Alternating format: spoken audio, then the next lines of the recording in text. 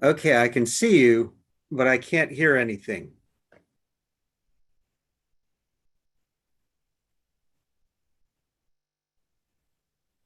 Hmm.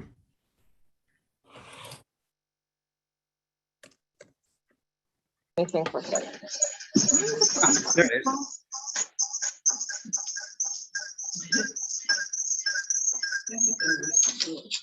All right, that was a new one. It's never happened. That particular thing has never happened before, but now we are good. You okay, Storm?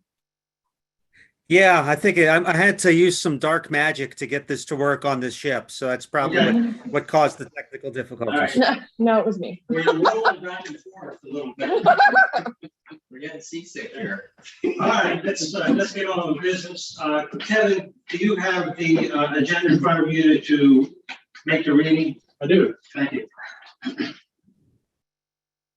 Until further notice, the Corporation of Harpers Ferry's governing and deliberative bodies will hold meetings and/or hearings virtually via Zoom webinar, which provides for public participation during a public comment period when applicable and when posted on the agenda.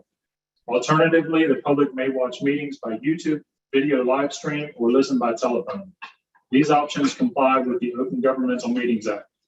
The Zoom webinar link to participate in town meetings and/or hearings can be found on the town's website calendar. Visit the virtual meetings information page for further information on how to view and participate in the town's virtual meetings and/or hearings. And there's also a link to the YouTube video live stream on the preamble to the agenda online. Okay, thank you, Kevin. Are there any suggested modifications to the agenda before you? Entertain a motion to approve the agenda as printed. We have a motion from Chris. Do I have a second on the motion? We have a second from Jim. Any discussion on the motion to approve the agenda? All those in favor, raise your hand. Storm is up. Okay, thank you. Did- Go ahead. No. You're good. Okay. Public comment, there are none. Mayor's announcement. I only have one, and this is just a briefing for those of you around the table and Storm and anyone that may be listening or watching this. In late June, about a week or so ago, about a week before the 7 of us took office on July 1st, I think it was maybe the second or third week of June, I received a request from the county commission to submit any ARPA, that's the American Rescue Plan, funding requests to the county commission as quickly as possible. There were several of you around this table that assisted with that. And we did not take any action, obviously, until July 1st when we took office. And at that time, we began to, as some of you know, vigorously attempt to put together our submittal. We received limited guidance, and principally the reason that we received limited guidance was because there was limited guidance to receive. There just was not much out there, and the county commission was struggling to get guidance from their on their end, and it was a difficult situation because this was all new. But we managed to put in our submission. I hand delivered it to the county commission. They wanted it like yesterday, and I hand carried it to the county commission and submitted it on July 8th. Then you fast forward 3 months, a little bit over 3 months, and now it's mid-October, and I then received additional correspondence from the county commission requesting all submitting agencies, which would be Harpers Ferry and Bolivar and all the other municipalities, plus all agencies and all departments and all organizations that are funded through the county. All of us were then requested to place our previous submittal that we gave, which was our 4-pager, and then any new submissions that we had into this new ARPA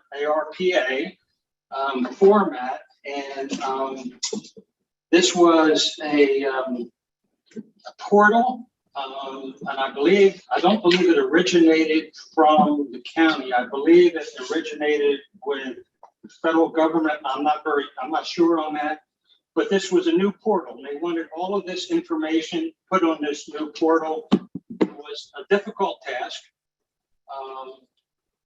And it took a couple of us about 3 days, at least 2 full days, working on a submission.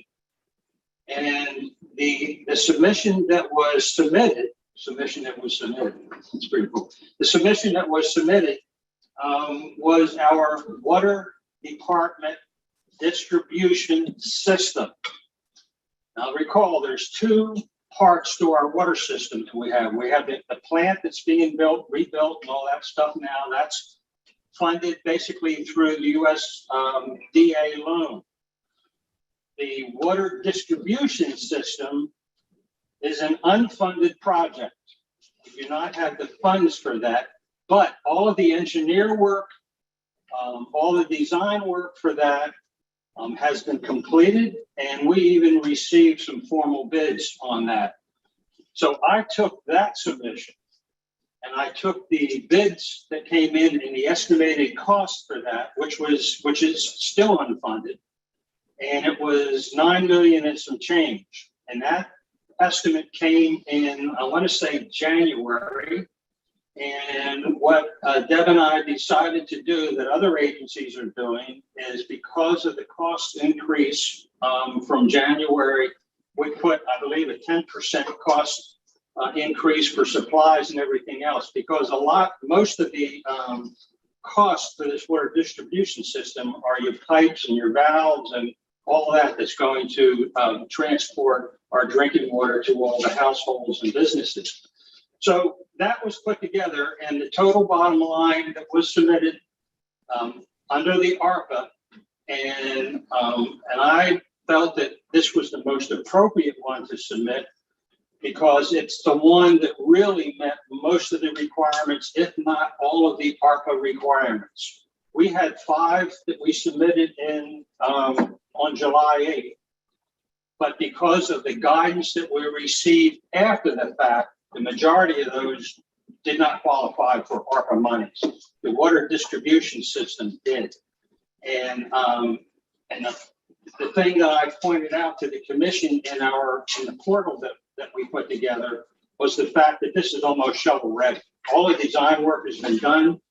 All the engineering work's been done. We've even received formal bids for this. And the only thing holding us up is the lack of funding. So that was submitted.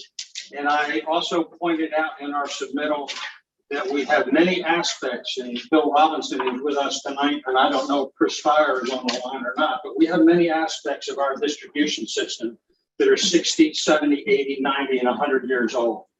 And that, I think, has been causing a lot of problems for our system for many, many years.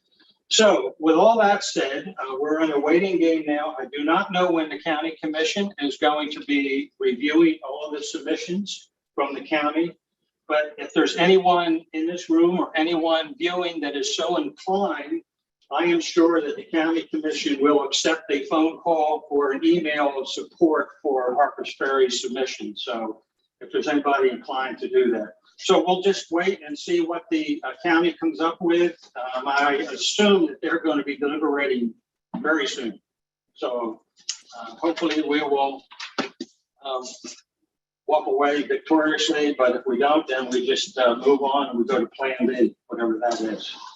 So any questions on that? That's the only thing I had. Did anybody have a public comment they want to make about anything?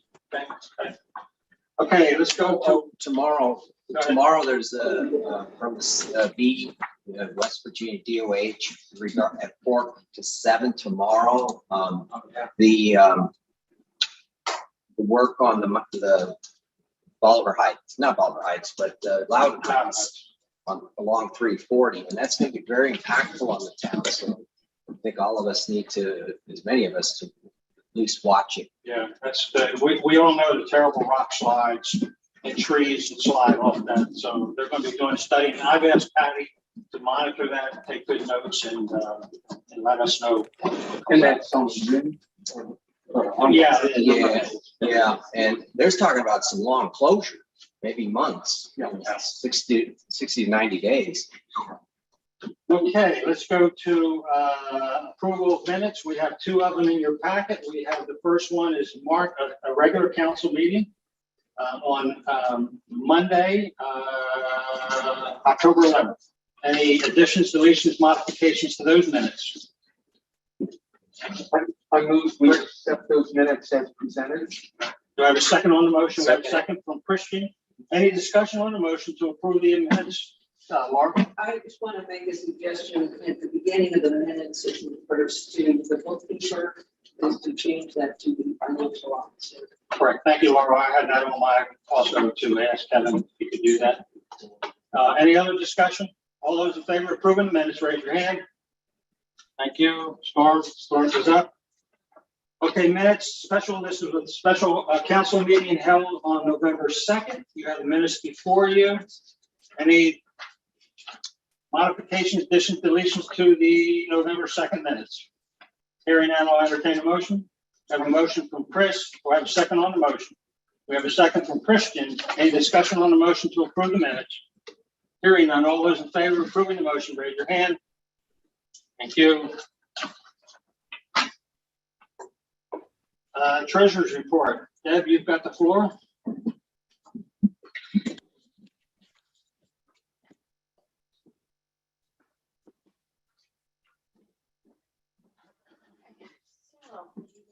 Council, financial reports you have this evening are for the end of September 2021. That puts us 3 years into the financial year of 2022.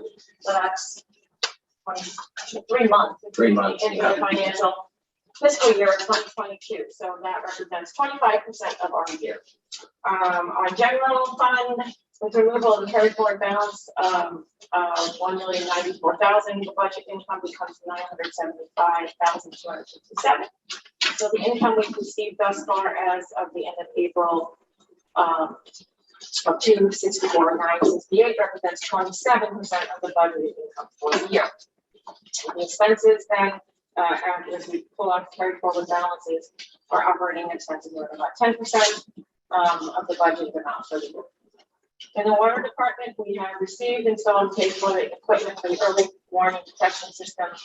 And I've also filed for the reimbursement grant request with the state. So it kind of makes our financials a little lopsided because the expenses are there, but the reimbursement is not there. So when we compensate for that, our revenue right now is reported as 22%. But if you were to have received that, when we receive that money, which fully anticipate we will, that would be 24%, would be exactly what we want. And our budgeted expenses right now are at 21.5%. The purchase of that equipment just online, item 620.3, plant materials and supplies, and that one-time purchase of $25,600 has bumped us a wee bit over the 100% as a result of that hitting all at one time. And so this, along with the plant chemicals that we've been watching and some other items that will come forward later in the meeting, has put me in the process of beginning our budget revision for the water report. So we need to start taking a look at. Christian and I attended a training session with the state auditor's office last month, which is extremely informative. I go every year. This is my first opportunity to go. And we passed along to the ad hoc purchasing committee as well as the budget finance committee some things that we learned in that meeting and some other research that I did further on my interesting piece of what I heard there. And as a result, through budget finance and the ad hoc procurement committee, in the coming months, we'll be making some upgrades to the approval processes that we go through, for invoicing and bills. And purchases, as well as some reporting. We'll get slightly extra things to report you get each month, which I'll talk about next month. Our fiscal 19 audit has been completed. I'm happy to share the audit that the findings are without issue, and I will be circulating the summary report to you as council members and management of the town. And they also supplied printed copies of the audit that you are welcome to use if you need to. I'm covering the whole thing, but it's a very long document, and I can also email it to you. And so I imagine before too long, we will begin recruitment for our fiscal 20 and possibly 21. Questions I can answer for you with what we've got going on right now. Debbie, on, the P and L for down 376, Are we on water or general fund? general, Okay. okay. Is there any indication now with the, loosening of the COVID restrictions that revenue stream in 376 is increasing? Have you seen anything at all? Well, our case right there, we're at 37%, we're only 25% throughout the year. So that is one indicator that, I mean, that is something that is fairly steady throughout the year. So just that alone is a small, perhaps might have helped out, but that is releasing a little bit of a stronghold there.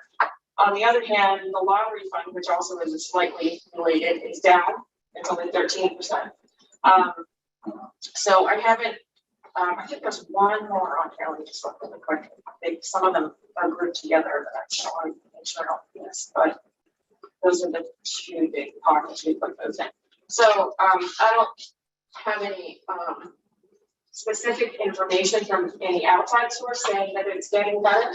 And the other piece that is not represented here is that with the Charlestown racetrack, in the beginning of each fiscal year, we start with that we get no contributions from them until they work up to having earned a certain amount of money in their year. Okay.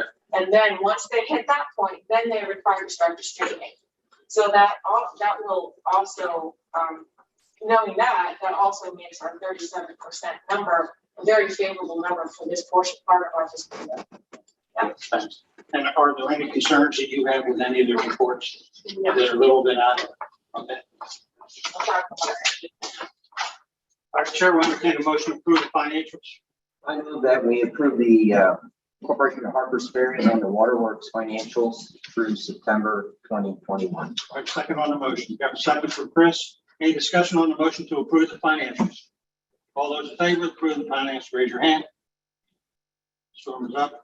Thank you. Thank you, Debbie. Approval of invoices to purchase over 500. Not right now. Not right now. Some coming later in the meeting. But Okay. Now reports, police is Chief Brown. hang on a second, I will bring him in.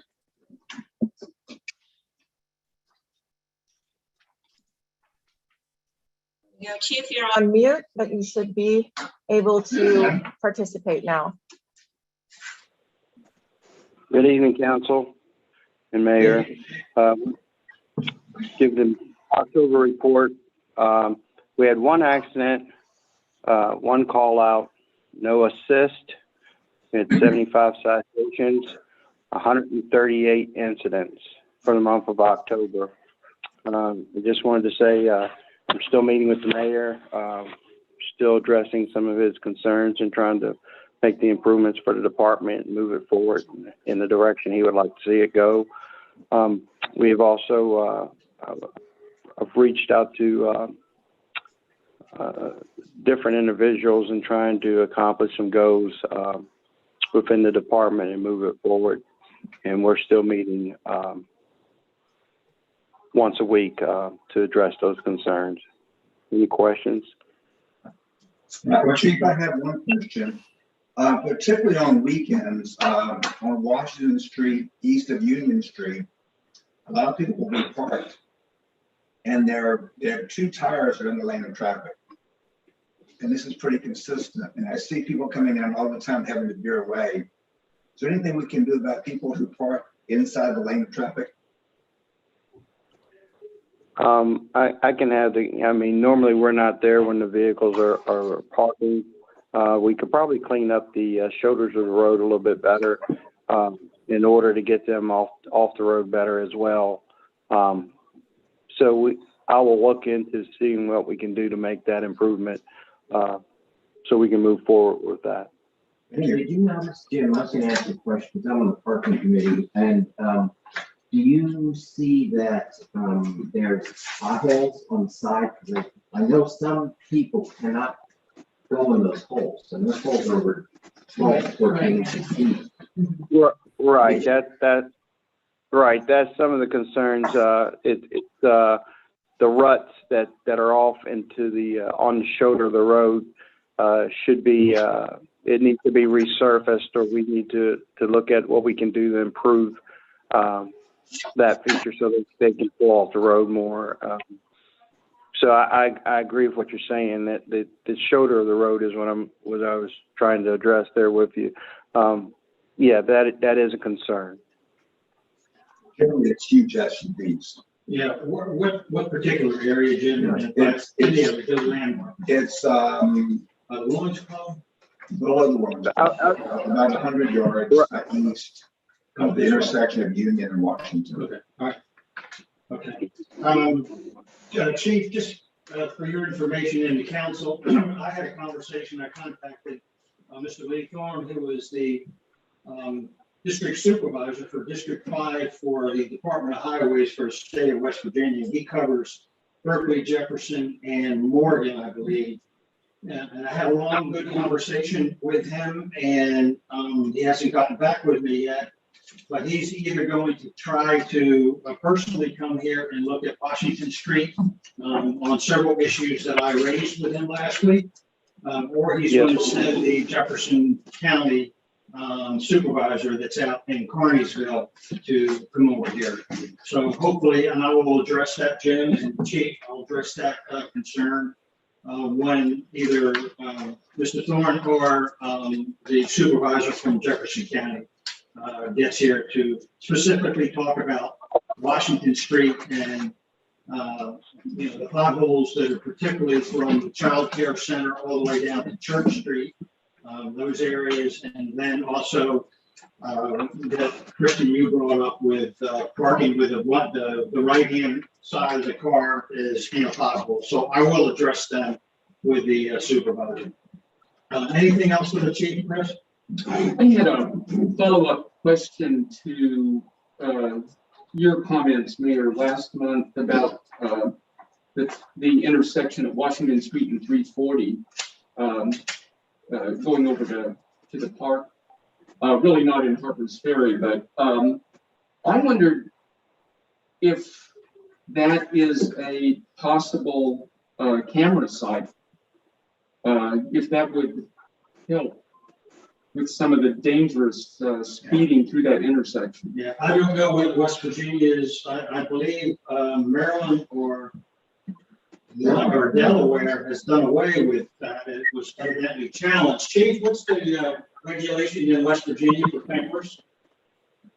For camera ticketing, camera enforcement. Yeah, camera ticketing for those busting through stoplights. Camera enforcement is not allowed in the state of West Virginia. Okay, and so that's what I thought. Thanks, Chief. Anything else for the chief?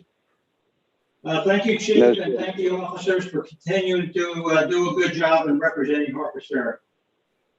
Yes, sir. Thank you. Okay. Ordinance. You have that Kevin's report in front of you. Any questions that I need to get back with Kevin on or concerns? Okay, hearing none. Purchasing protocol. I believe this is yours, Christian. Yeah, this is mine. This committee is, has just wrapped up its 5th meeting.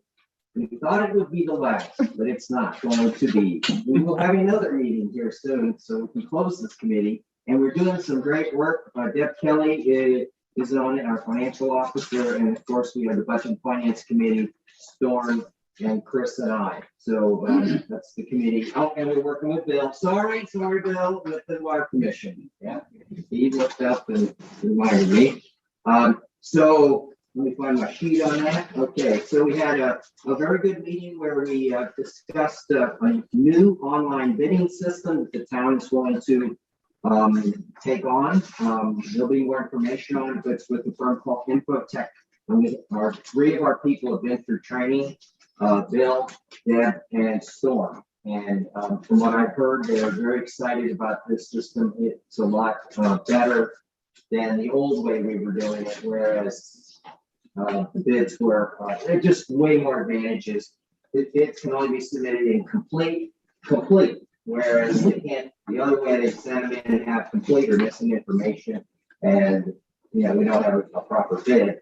Also, they have an opportunity in their system to bring our bids out even further to other places that we would not normally reach. And also they have this, where we have the ability to look at what other cities and towns are doing, and we can learn from the way they do their bidding to improve our bidding.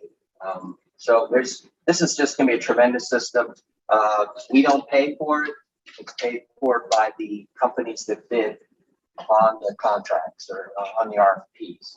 So this is a great step forward, moving forward, and thanks Storm for really locating this particular company and for doing the training with, have done training with. Also, we're working on the procurement and purchasing process. Deb has been working real hard on these flow charts, and it's a little complicated, so I'm not going to do that in this meeting, but when we eventually get done, hopefully by the next meeting, we will present this to the town council and go through it in some detail. This is the flow based on whether it's between 0 and 2,500, and then 2,500 to 10,000, and then 10 to 25, and then over 25,000. How they're awarded, and what constitutes an emergency. There's just a lot of that we're going to put together, so we'll have a very formal purchasing and procurement system for the entire Corporation of Harpers Ferry, including the waterworks. And the waterworks is where we intend to have the majority. A lot of activity. Lots of activity. That's what we're hoping. And also a great thing that was brought up by Deb Kelly, and we are looking into this. This wasn't quite in our wheelhouse, but we decided to put this on. This is purchase orders. And this is to keep, because we went through Deb and I went through the training with the auditors. They kind of talked about tracking these funds, and we think this is going to be the best thing for our people here. So more to come on it. Right. Anything else, Deb? Yeah, I mean, what Christian's saying is that all these ideas are gonna come together in a set of processes that then that ad hoc committee is going to recommend to you as the council to approve as our purchasing and procurement procedures. And so you will be able to see the spending thresholds. We will discuss all of that, and so that will be your role in it. It's not going to be final until you all have the chance to look at it, approve it, feel like you ask whatever questions. Once we get through it, that'll be the next step. It's going to add transparency at every step. It's going to simplify, even though the flow charts may not look it now, it will simplify the process. It will add uniformity to the process and how everybody addresses this, and will be easily understandable for everyone who uses it.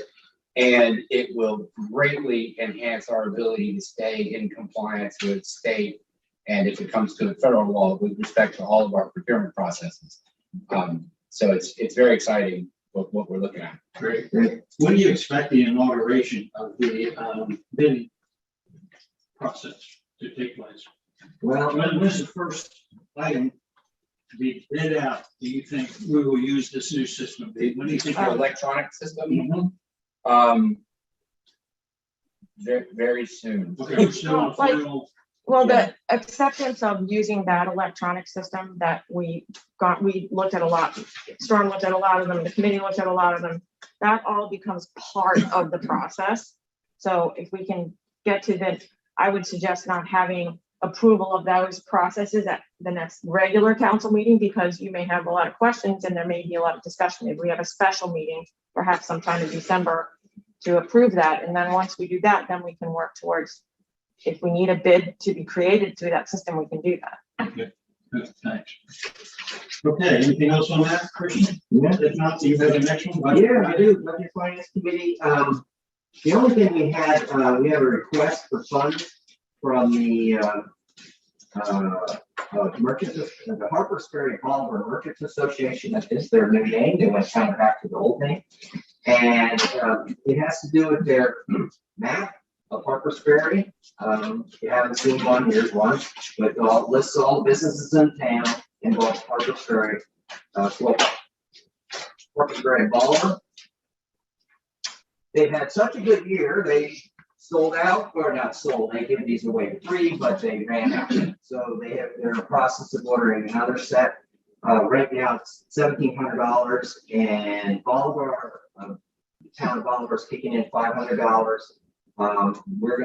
We would like to kick in $5, and then the merchants will take care of the balance. So 5, and 7, they take care of the rest, the merchants association. How many is that by 1,700?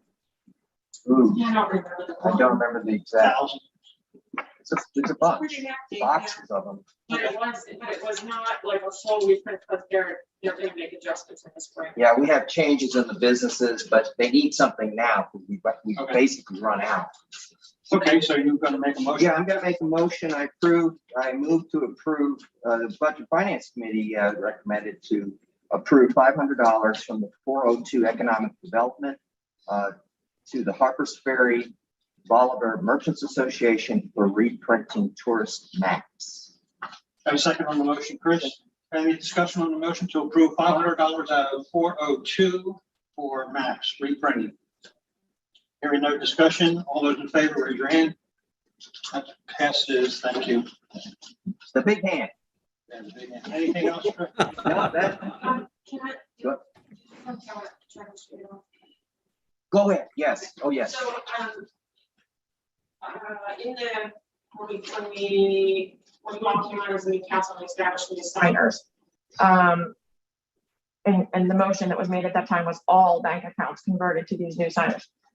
We have an account at Jefferson Security Bank, which has a little bit of slightly different process, which we still need to get new signers assigned to. So I'm going to be working on that in the next week. So if anyone is a signer, you will be involved in that process. And the reason that we just need to get that done because it's the right thing to do. But the other reason is that account is where the Potomac Street funding money was held. And you may or may not know, but when that project was completed, there was roughly $50,000 that was left over that was unused. And in the last administration, with the efforts of Marie Euling, a Potomac Street completion project was led, and a lot of things were spruced up and added that needed to be added down at the bottom of Potomac Street. So we paid that money out of the general fund, and we need to reimburse the general fund from that money that's sitting in the Jefferson Security Bank account, get it into the general fund, and that will leave us up still about $5,000 left over in that fund. So what we need to do in the coming months is get a little bit of action moving forward to find out if there are any loose ends with work that needs to be done down there. I think there are 1 or 2 things that are sort of hanging, and then discuss a path to and approve utilizing that money for that. And then if there's money left over after all of that, then disposition of that needs to be decided. So these are coming down the pipe. I just want to alert you. So yeah. Thanks, Debbie. One more thing. We did talk about the streetlight situation. I don't want to take the thunder away from the historic landmark. Who's going to do the presentation on it, but we will all talk about it, and it is under control. Okay, great. Christian, I've talked with Debbie about this, and I've had many discussions between Debbie and myself regarding the employee handbook, and there's a major discrepancy in there involving employee pay that I'd like the Budget and Finance Committee to look at, and that involves holiday compensation. There's some discrepancies in there that every time we have a holiday, Debbie and I,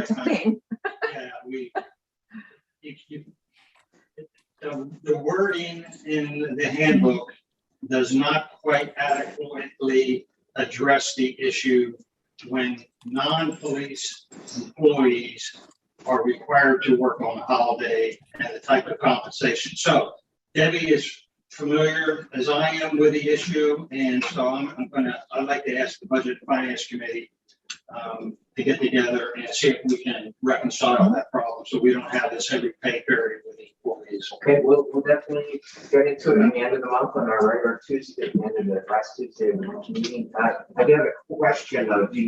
Does this need a total reprint or can we do an insert? No, or- we're gonna do an insert. Insert, okay, just check, because we had just redid it last year. But it's We got are- a million errors on it. We are covering a few things that keep, Yeah, So- it's the wording, there's a couple words in Okay, there yeah. that can be misinterpreted by an employee, and I want to try to resolve that. Kevin? Does this have to do with the holiday schedule, holiday calendar issue? no, No, it does not. It does not. It's for example, an employee that, let's say the water plant, a water plant employee that is required to be at the water plant to make water. And it happens to fall on Christmas Day. Yeah. And the rest of us are at home opening up our stocking gifts, and this poor guy or gal is at the water plant doing what he's supposed to do for the health and safety of the community. And the employee handbook is kind of vague on how that employee is to be compensated. So that's what it's about. Okay, water department, we're pleased to have, I failed to mention that we do have Bill Robinson with us, the chair of the Water Commission, and we also have Tim Weiscarver, who will be taking the floor momentarily as the chair of the president of the Planning Commission. So Bill, Water Department, you want from the standpoint of the Water Commission, please? Sure. The water loss for the month of October is 32%, which is up fairly significantly from prior months. Superintendent Steyer believes this increase over previous months is attributable to the Church Street leak that let loose in a pretty big way on October 11th, which was repaired on October 12th. He believes that this main on Church Street had been leaking for quite some time, and it finally showed itself on October 11th, and that's the biggest source of that increase in water loss percentage. During the month of October, at the beginning, second week of October, Alvarez installed the new chemical feed vault for our water processing plant on October 13th. The construction of which required us to depressurize the main line, one of two main lines, for the week while they worked on it to avoid damage, because you can't have jackhammering and digging next to a highly pressurized line. So that required them for that week to run the plant at night. We were running halftime during the day and then at night. So we shook up the gang schedules a little bit. The team picked up the slack and we are back on a normal schedule. It is not clear whether the fence repair has occurred. I don't know if everyone here is aware, we have a front gate to the water plant compound has been broken and it's in need of repair. We also have we've received a correspondence from the engineer regarding a change order for lab equipment, specifically the POP ER3900 spectrophotometer, which is something we have currently. We have one that's about 10 years old that is in use at the plant. And it's not clear whether this was included in the bid and neglected to be included in the contract, or exactly how this sort of fell out. But the understanding of the progress meeting 2 months ago was that this was an item that should have been included in the construction project and was not. I mean, it's not actually construction, it's just the appliance that sits on it. But it's a vital piece of equipment. Currently, it's my understanding that the one we have works. So it doesn't seem to be a super urgent problem, but we received a request today from the engineer that we quickly approve today this purchase, which all total will be $6,110. And that's not, of course, how our process works. We don't approve. That would require the Water Commission to meet make a recommendation to the town council, or for the town council to take it up directly. Either way, that can't happen in that short period of time. There's a couple problems that I think we need to clarify with our engineer how cost items, change orders, things that relate directly to the contract to which the town council is the party. I think it's good to notify the water commission. I don't think that it's really necessary to, a lot of this is being directed to Chris Steyer, and he's not in a position to deal with those things. And so that should come, I think, if not solely to the mayor and or the town council. I think day to day, the mayor would be the most, it's going to be his signature on the change order.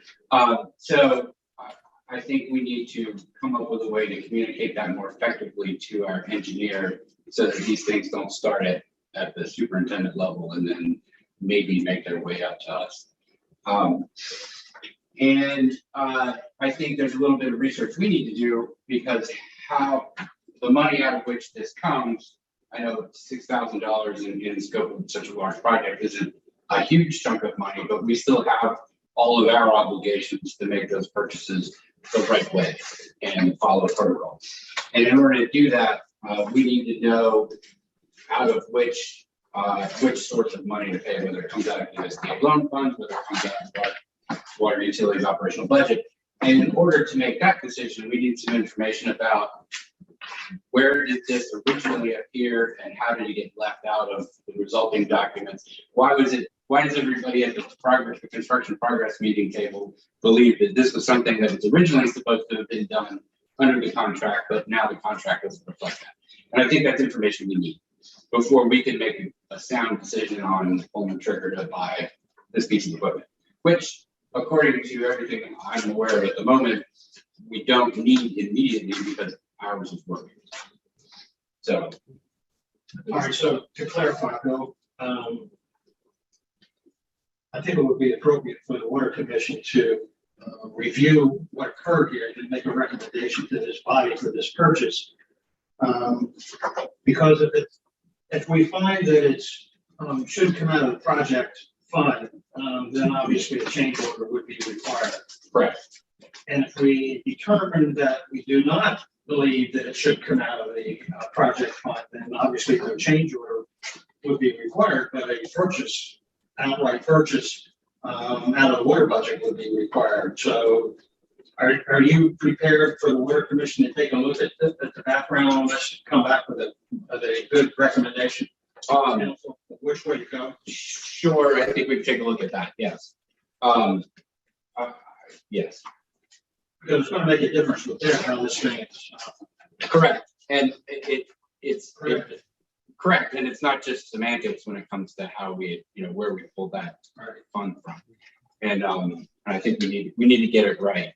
Mm-hmm. Yeah, and I agree. It's not, in the scope of this, what is it, $6.3 million project at the plant, $6,100 is not a huge amount of money, but we've got to make sure that we are serving the customers of Corpus Ferry in a fashion that we are totally accountable and correct. And one of the reasons we need to really know how this occurred is because if it's included in the original bid, then this body's already voted on that and approved that. And we can go forward, we still have to get the change order approved. We still have our obligations to, fiscal responsibility and transparency, but it's different than if we have to take it out of our operational budget. And if it comes out of our operational budget as a new purchase, then there's a whole approval process for that. And I think a determination as to whether or not we need it right now at all. So. And if you determine that whichever way it is, that you need it quickly, then I'll call a special council meeting to deal with that. We appreciate that. Good. Okay, that's all I have for the report. We have an ongoing very large water usage concern going on Old Furnace that we have not closed out the investigation yet. Okay. All right, so we'll move on to the engineers report.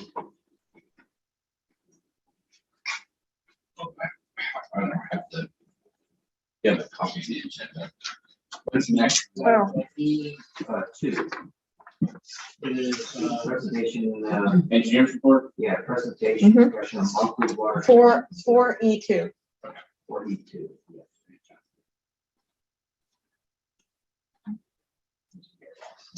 so you don't have that problem when you're old school, when you have to take All the paper, and I have the, I just don't have the flipping back and forth between. I got mine. Yeah, I should have printed it out. All right, this is the engineer's report for November 9th, 2021, so the most current one. They've completed the slope ground floor and process pipe installation and have begun the sludge collector installation of the pre-sedimentation basin. That's at the beginning of the water processing process. They installed stop gates at the flocculation tank, formed, reinforced, and placed a slab on grade and walls at the influent trough, finished pouring the elevated slab, and performed the water test on the wet well at the raw water intake structure.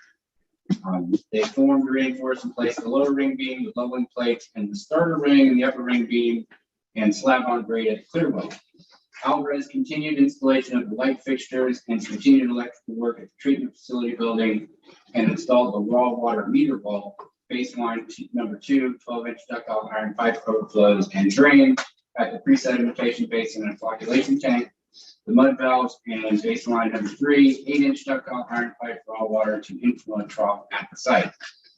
Alvarez plans to install grading, mixer supports, continued installation of sludge collection system at the pre-sedimentation basin, install the slide gates and mixers, complete the backfill, and place air landing pad at the flocculation tank. They plan to remove shoring, form, and place the curbs and pump bases, install influent and effluent piping and backfill at the raw water intake structure. And they plan to continue tying in the baseline number 2, 12-inch ductile iron pipe overflow and drain to the existing pipe. Install the light pool base of the sediment basin, remove rocks of the clear well access road construction, and install raw meter wall process pipe at the site. And continue electrical work in the treatment facility building. For those who don't know, we've had almost completely new electrical put in the plant. We had new lighting, much more efficient and brighter lighting, so it's not quite the dank cave that it used to be.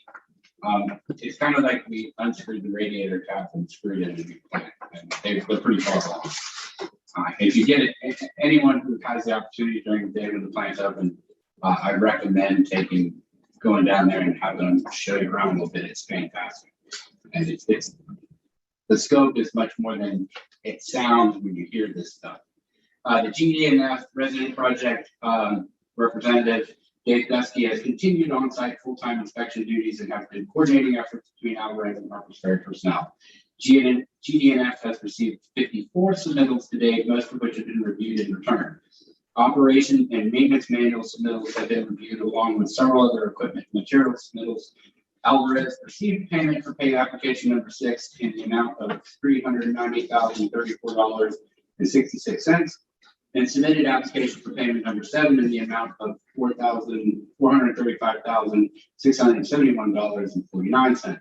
This application has been reviewed and approved by GDNF. This application, along with monthly engineering costs through September, $23,254.05, will be submitted to the USDA as part of the resolution requisition number 8, which totals $458,925.54. This amount should be deposited directly to the corporation's USDA account, at which time payment is received. The corporation will mail checks to Alvarez and GDNF. The 6th progress meeting took place on October 28, 2021, and the 7th progress meeting is scheduled for November 18, 2021 at 9 a.m. and will be held on site at the plant. And this is included in your package and our photos that follow if you're interested. The resolution payment. It's resolution number 8 of the town of Harpers Ferry approving invoices relating to the construction and other services for the water project and authorizing payment thereof.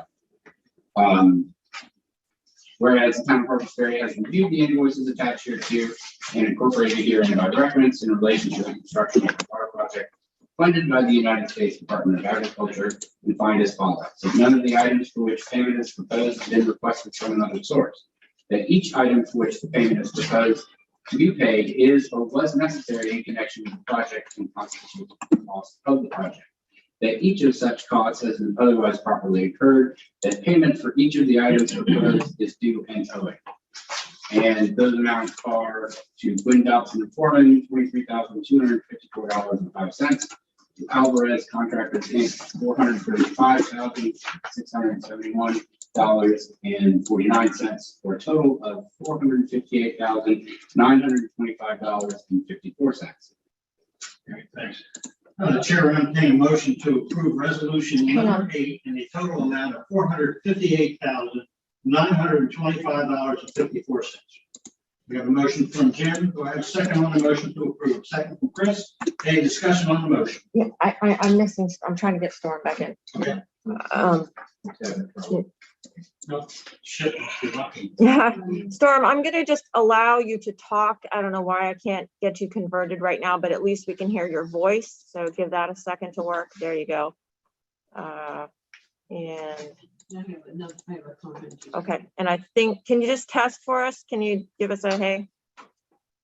Storm? He can raise his hand, right? Well, his hand is up. I just can't. Okay, I can't hear you. You just say yay. Storm will be rejoining as a panelist. Okay, okay, this is good. Okay, are you there, Storm? He can hear it, which is fine, but he can't see it. Yes, he can. Okay, I'm gonna lower your hand so that then you can, there you go. So you can raise your hand to vote, at least if we can't hear you. Okay. Okay, so we have a motion to approve. We have a second, and we're into discussion. Laura. I just was asking about, there's a sheet in this resolution that talks about the compensation to the resident engineer. Yes. And is it really saying there's a rate of $55 per meal that he's being reimbursed? This will be on page 4 of that resolution. I guess I want to make sure I understand what his compensation package is, because he's coming to the end of what has been budgeted for him for his part in this project, and we are talking about having him go longer past his part of the project. So I really bring this up just to make sure that we understand what it is right now. I'm assuming that has been standard all along. Okay. Know the answer to that. I was assuming that was per diem. Yeah, I would say that's per diem. Yeah. Yeah, that's a good amount. I don't think that's for me. Yeah. Okay, so it's just this way. I have somewhere, when I requested, at the progress meeting, a detailed accounting of all of the monies that have been billed against the contract fund of $1,000 for Dave Dutchman. I received a breakdown of his daily, his hourly rate is $74.38, his lodging is $300 per week, his meals are $50 a day, and his mileage is 0.56 per mile. That's the contract. And once we use up that $90,000 in the contract, then we're getting a higher rate charged after that. There is a cost. But we have the choice of retaining him or not after this contract, after this $90,000. Sure, we have we can say, no, we don't want him, but then everything comes right into a halt because we need an outside inspector for. I'm just asking the question. Right, no, I'm saying it is. I'm not trying to discuss it, whether you do it or not. I'm just saying, what's the choices there? Well, it's sort of not. It's No, a choice on paper, but it's not really a choice because we have to have somebody there.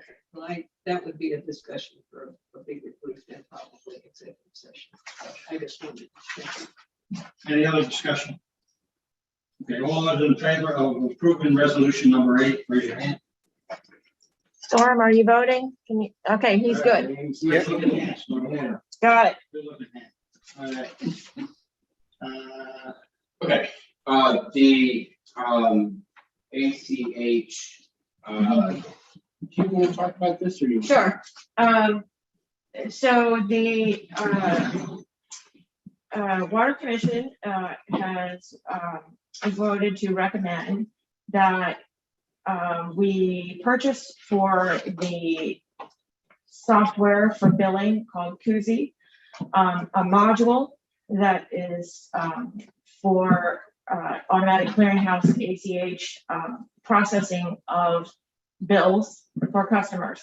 This would be a once monthly on a date determined by the water department, billing for everyone who signs up for the program, which would then have us make an automatic draft from their bank account for most likely the amount of their bill. It could be possibly a fixed amount. We have to dig a little bit deeper into that process. That may be one option, but most likely it will be for the full amount of their billing. And we have sorted out the preliminary details with the bank. We are already set up as a clearinghouse customer with them that we use for some of our other automatic payments that we require for deferred payment plans on taxes. And so it's an easy transition for us. We'll have to do a little bit of testing on software with data that comes out of PC and goes over to the bank. But all in all, we should be able to get it up and moving. And we're hoping possibly testing in January with some guinea pigs. Anybody who wants to be a guinea pig would be great. And then if that works out really well, and of course, when you give the approval today, then we would hope to possibly be making our first, or at least make it available for signing up in January, February, maybe making our first sweep on that in February or March. So the module costs $1,000, but you may not know, Christian probably remembers, but about, well, in the middle of the pandemic, the water department wanted to purchase a backup handheld meter reader, and to the tune of $2,995. And we were, though we fought it tooth and nail, we were required to make payment in advance, and we never received the unit. And so in talking with them again, they said that they absolutely, well, basically we have a credit now of $2,995. So we can simply purchase this through our credit.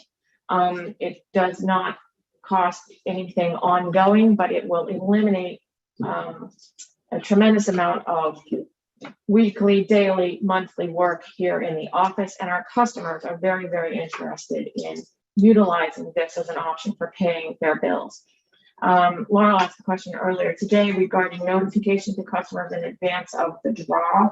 We looked into that at a preliminary level.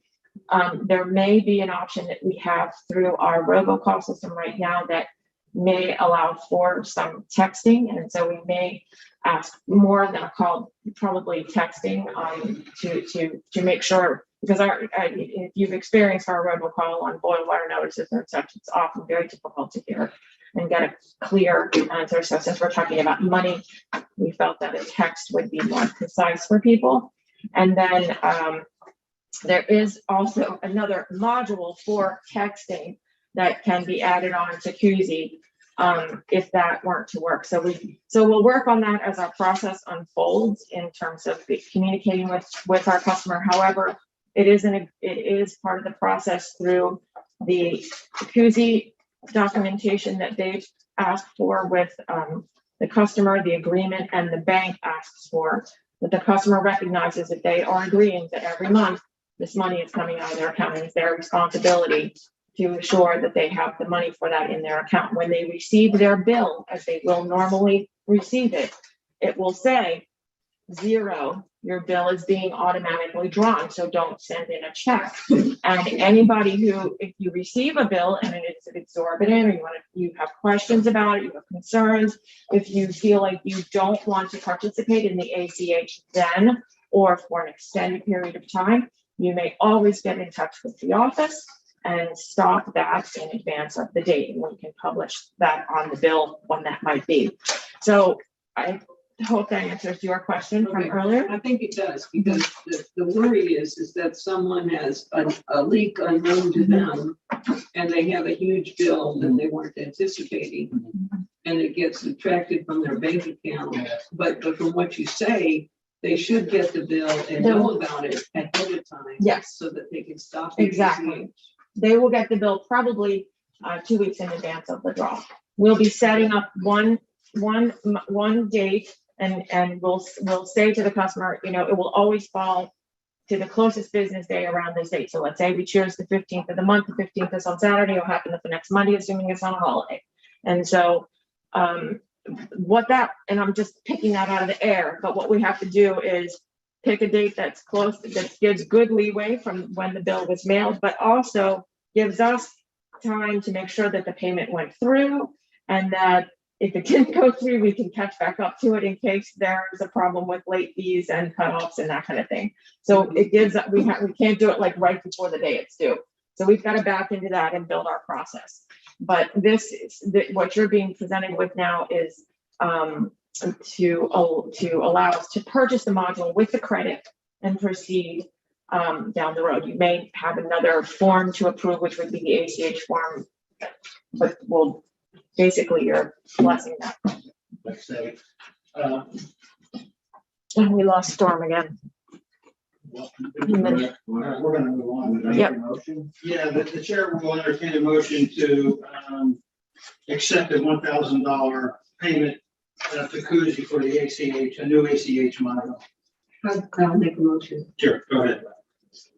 I recommend this motion that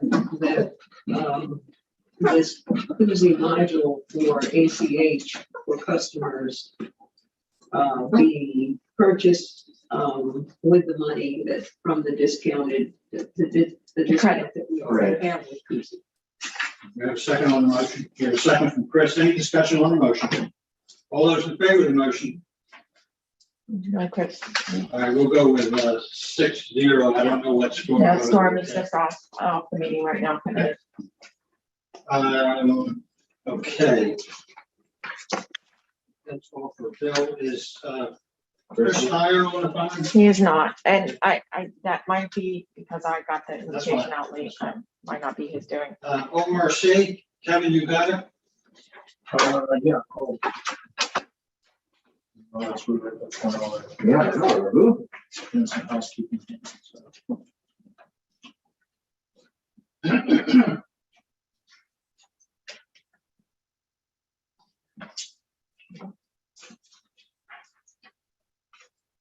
Okay.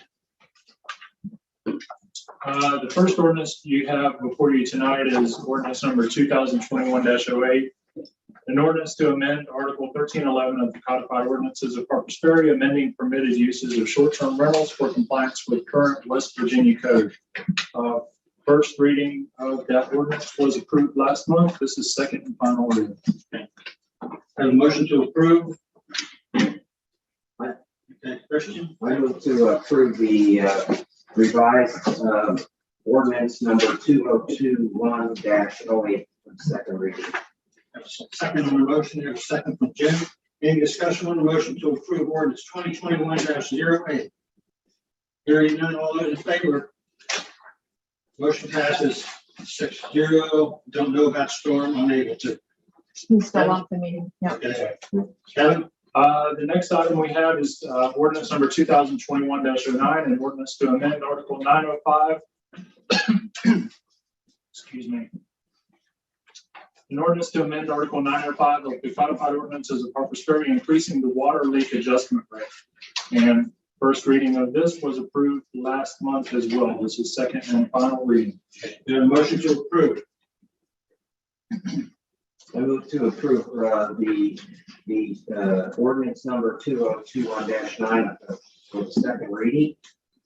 Have a second on the motion? Have a second from Chris. Any discussion on the motion? All those in favor of the motion, raise your hand. 6-0. It sounds like Storm is not gonna be able to come back. So, Oh, okay, thank you. It's probably thank you. Okay, Pass the prime meridian or something. yeah, For me to just say, I'm making that. That's okay.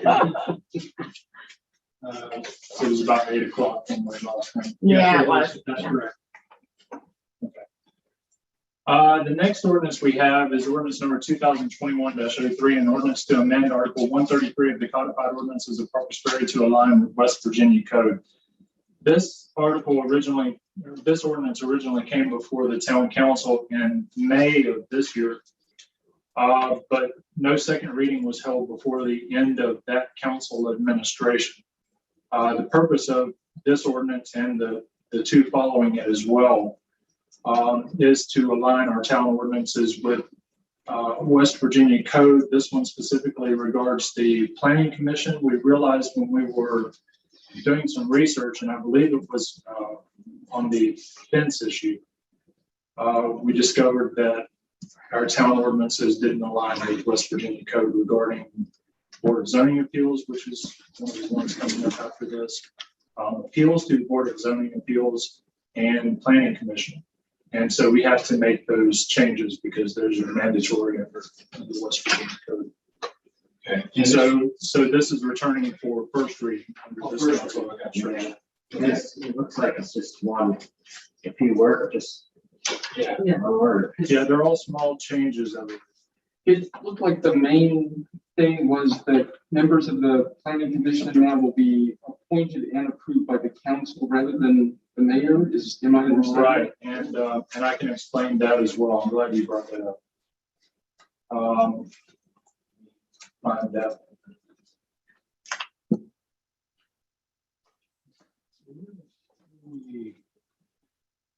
Okay, so under West Virginia Code, because we're a class 4 municipality and we don't have a town charter, we have to follow the default government for class 4 municipalities, which is a mayor council form of government.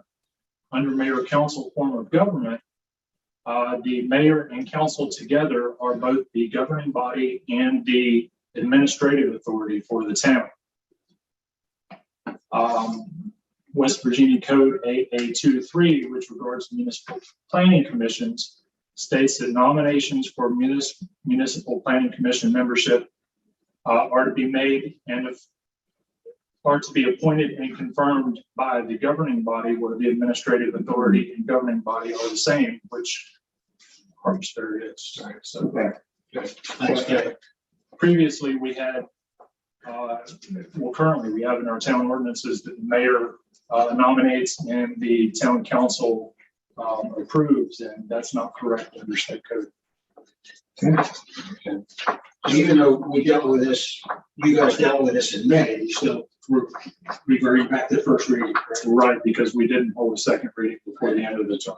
Start over. Very good. Okay, so the chair entertains a motion to approve.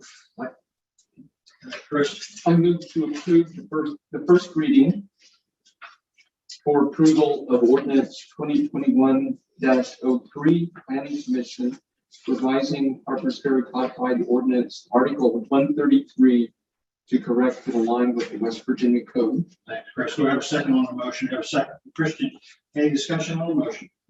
All those in favor of the motion 2021-03, raise your hand. 6-0. Thank you. Kevin? Okay, the next one we have is 2021-04. The same way, we had first reading in May. We had no second reading, so we're back to first reading now.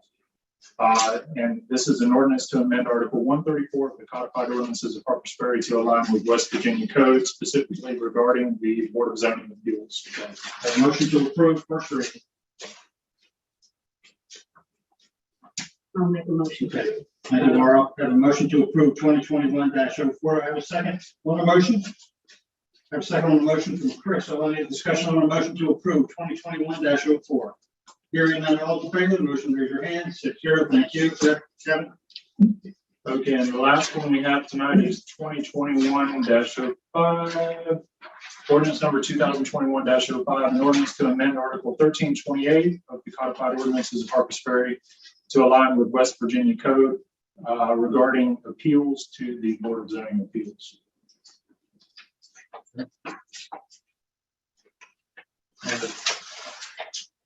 Motion to approve 2021-05. I have a motion to approve from Jen. Do I have a second on the motion? I have a second on the motion from Chris to approve 2021-05. All in favor of the motion, raise your hand. 6-0. Thank you. Okay, Kevin, I do want to make a comment, one comment that I think that we're all grateful for the work that the Ordinance Review Committee is doing in getting into these ordinances and bringing these up to code. We've been negligent, we being in the town, for years and years and years with this, and I think it's a great thing that the ORC is picking this up and ensuring that our governing ordinances are up to code and withstand any challenge. So Kevin, thank you, and thanks to the ORC for taking this on. Thank you. Planning Commission, we have with us President Tim Weisbrod. Right, gonna, Yeah, Bill. I didn't realize I was supposed to bring I didn't have my computer. No, you don't need your computer. My head is spinning, you're going so fast. Well, good evening. My report is very short. We had one item of business at the last meeting, and that was to examine the proposed fence ordinance 1303, specifically the section with the setbacks. And so we approved the language as stated by the ordinance and forwarded that to the Ordinance Review Committee. I sent an email to Kevin, Mr. Carter, notifying him, and that was passed 4-2. And that was essentially all the action of the Planning Commission for that last week. Any other issues or questions? I have a comment. I think you're doing a very good job under difficult circumstances. We're down one member of the Planning Commission. We talked this weekend about, I went door to door and tried to get somebody. I think we have 4 criteria: logical, efficient, collegial, and focused on doing good for the town of Harpers Ferry. Everybody on council, we need help getting that last member. And this is not, this on a scale of 1 to 10, this is a 10. I was gonna ask regarding that, 5 have to be 3 years or more, and then 2, 1 year. We don't want to recruit somebody who can't be on it. Yes, I believe that is. I have the ordinance back there. I should have brought it with me, but I think you're right. And right now we have the mayor's appointee who is, and I would like to ask just a question about that, if I might. When we were having our election, can I ask a question? Sure. We are having our election for the president in January. And what I was wondering about that was, would the mayor's appointee be eligible to be the president? And I ask that because his term ends with if the next election, that the mayor's appointee's term would end, which would mean that if he were elected president of the Planning Commission, his term would end, I guess. That's what I'm asking. Is there, do you have If you change officers every January, you have the opportunity to change officers. Right, so At least every January, or as necessary if someone leaves the commission. The mayor's appointee and the other appointee, which I think is by the administrative body. Yeah. They are full members of the planning commission, so they can't serve as officers. Oh, okay, that's good. So it's silent on, okay, yeah, it's just true. And so the person that we are light or that we are short is, Jim is on there, but he's on there by virtue of not being on the town council. He was on there before there. So the person that we're like is, I guess, a regular appointee.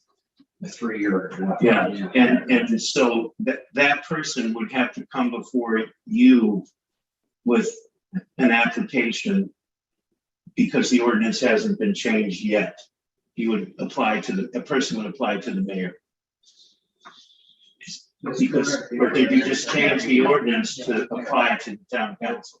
Yeah, we haven't had the second reading. You haven't had the second reading. Right, we haven't had second reading yet, so. I mean, it wouldn't be, the person has to, if the person wants to apply to renew their membership to the planning committee, or if they wanted to be on the planning commission, they do not write us, the planning commission, they write you. And you nominate and confirm any appointees to the. Correct. Right, okay. If you get us a name, we will do the anointing. We're trying, yeah. Question for members of council, does anybody have any idea about that logical, efficient, collegial focused person? Because we have to give Mr. Weisberger some help. Yeah, we gotta, and all of us, we gotta get this some help on the water. This is imperative. And they have to be a resident of Harper's Ferry. For 3 years. How many do we have on the planning commission right now who have not been residents for 3 years? Let me think. I know we have I can think of Mrs. Mead Curry, the mayor's appointee, Mr. Mayhew. No, Mr. Mayhew has been here. I apologize. I think that's it, right, Jim? Yeah, is there any minimum residency? No. No. No, as long as You have to be a resident. 5 of the members have to be residents for 3 or more years. The other 2, just as long as they're legal residents of the town. It's not specified a time requirement. So 5 of the 6 are residents for a long time. Right. 1 of the 6 secretary is recent. Right. That's the situation. So you have, it could be anybody. Yeah. A resident. You got us a name. Well, We will do the anointing. we're trying. We're working together on that. Help out too if you have anybody in mind. Anything else for Mr. Weisberger? Mr. Weisberger, we discussed meeting in person. Yes, that's the plan. We're gonna try, the planning commission is gonna hold the next meeting right here. Good. That's great. That's great. Yeah, you suggested it and I forwarded that suggested on to the members of the committee and I'm scheduling I haven't written the agenda yet, but, our next meeting is gonna be here. Mayor, would you be willing to attend the meeting? Pardon? Would you be willing to attend the meeting? Sure. If they're meeting, I'll be glad to. That'd be great. I want to thank Tim and the planning commission for taking up the fence ordinance. I would like for ordinance review to schedule a meeting on that real soon. I think I've been doing some thinking and have some additional concerns. We're going to. I just received that email from Mr. Weiscarver yesterday after a conversation. He wasn't sure whether to send it to the town council or to the ordinance review committee until we spoke. So yeah, We'll be having a show that right away that I did after the meeting. So it's not bad, but I hope I didn't pull anything up. Oh, no, not at all. But we can take it from there. Thank you. Yeah. Thank you, Mr. Weisberger. Okay. Thank you. Historic landmark. So we have, Yep, I'm gonna convert Guy. okay. I'm gonna try. There he goes. Okay. And just for the sake of expediency, I'm gonna bring in the other 2 people who are involved with the Weaver House project. Hello, can you hear me? We can hear you, yes. All right, great. I will share my screen. Let's do that. Okay. And I'm also bringing in Janice and April, Guy, just because even though you're just on your general report, but that way we don't have to stop in the middle. Oh, yeah, I'm sure. working on that right now.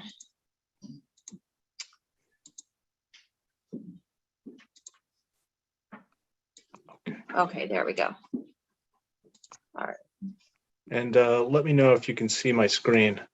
You can see your screen. And then Janice and April, just for your information, when you enter now, as you are a participant, you are muted. So if at any point during the presentation you're called upon to talk, you'll just want to unmute yourselves. Okay. Do you want me to bring this over? Okay, okay. Go ahead, Guy. Sure, thanks. Appreciate the opportunity to present here. And in fact, I was wondering if April, are you there? Can you hear me? Well, I am, Guy. oh, all right. I'm Wonderful, about to get because in the car. I know you might be running short on time. And so I thought maybe if you wanted to make your comments, that is now a good time for that. Well, I'm just excited about the project. Guy's worked so hard to help us get things together. He's found a whole lot of history on the house and my family, and even more than we knew from our, from years back. We're so thankful for that. We're just hoping that the town supports the project and we can move forward with the restoration. Well, thank you. I think it sounds like you might be driving. Is that right? I'm just getting in the car. Okay. All right. Well, hey, thank you, April. Appreciate that. And I'm maybe going to stick one and mute my phone and listen. I'm going to Sure. stick one thing in my ear so I can listen while I drive. Okay. But I'll be there. Sure. Do you know, did Janice want to say anything? I don't know. She's on. Oh, okay. Hi, Janice, are you there? Thanks to everybody for having us tonight. All right. Great. Did you, is that you, Janice? I'm asking her to unmute now. You see Oh, the okay. there we go. Okay, try now, Janice.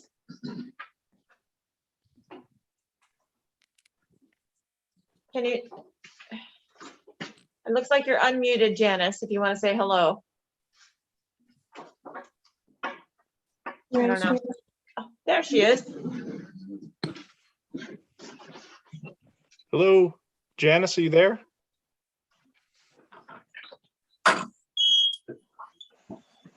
Okay. Well.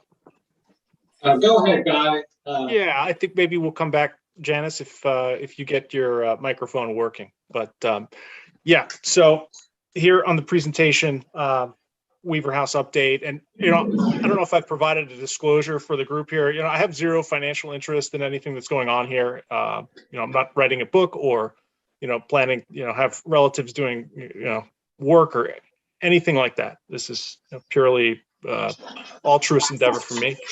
And I'd put that in writing for the family as well when, some months ago when we started getting into this. And here we have on the left just a artistic rendering of the property, right, as we could potentially envision that when it's restored. And on the right is my 2-year-old at the Weaver family plot and the Zion Methodist Church in Bolivar.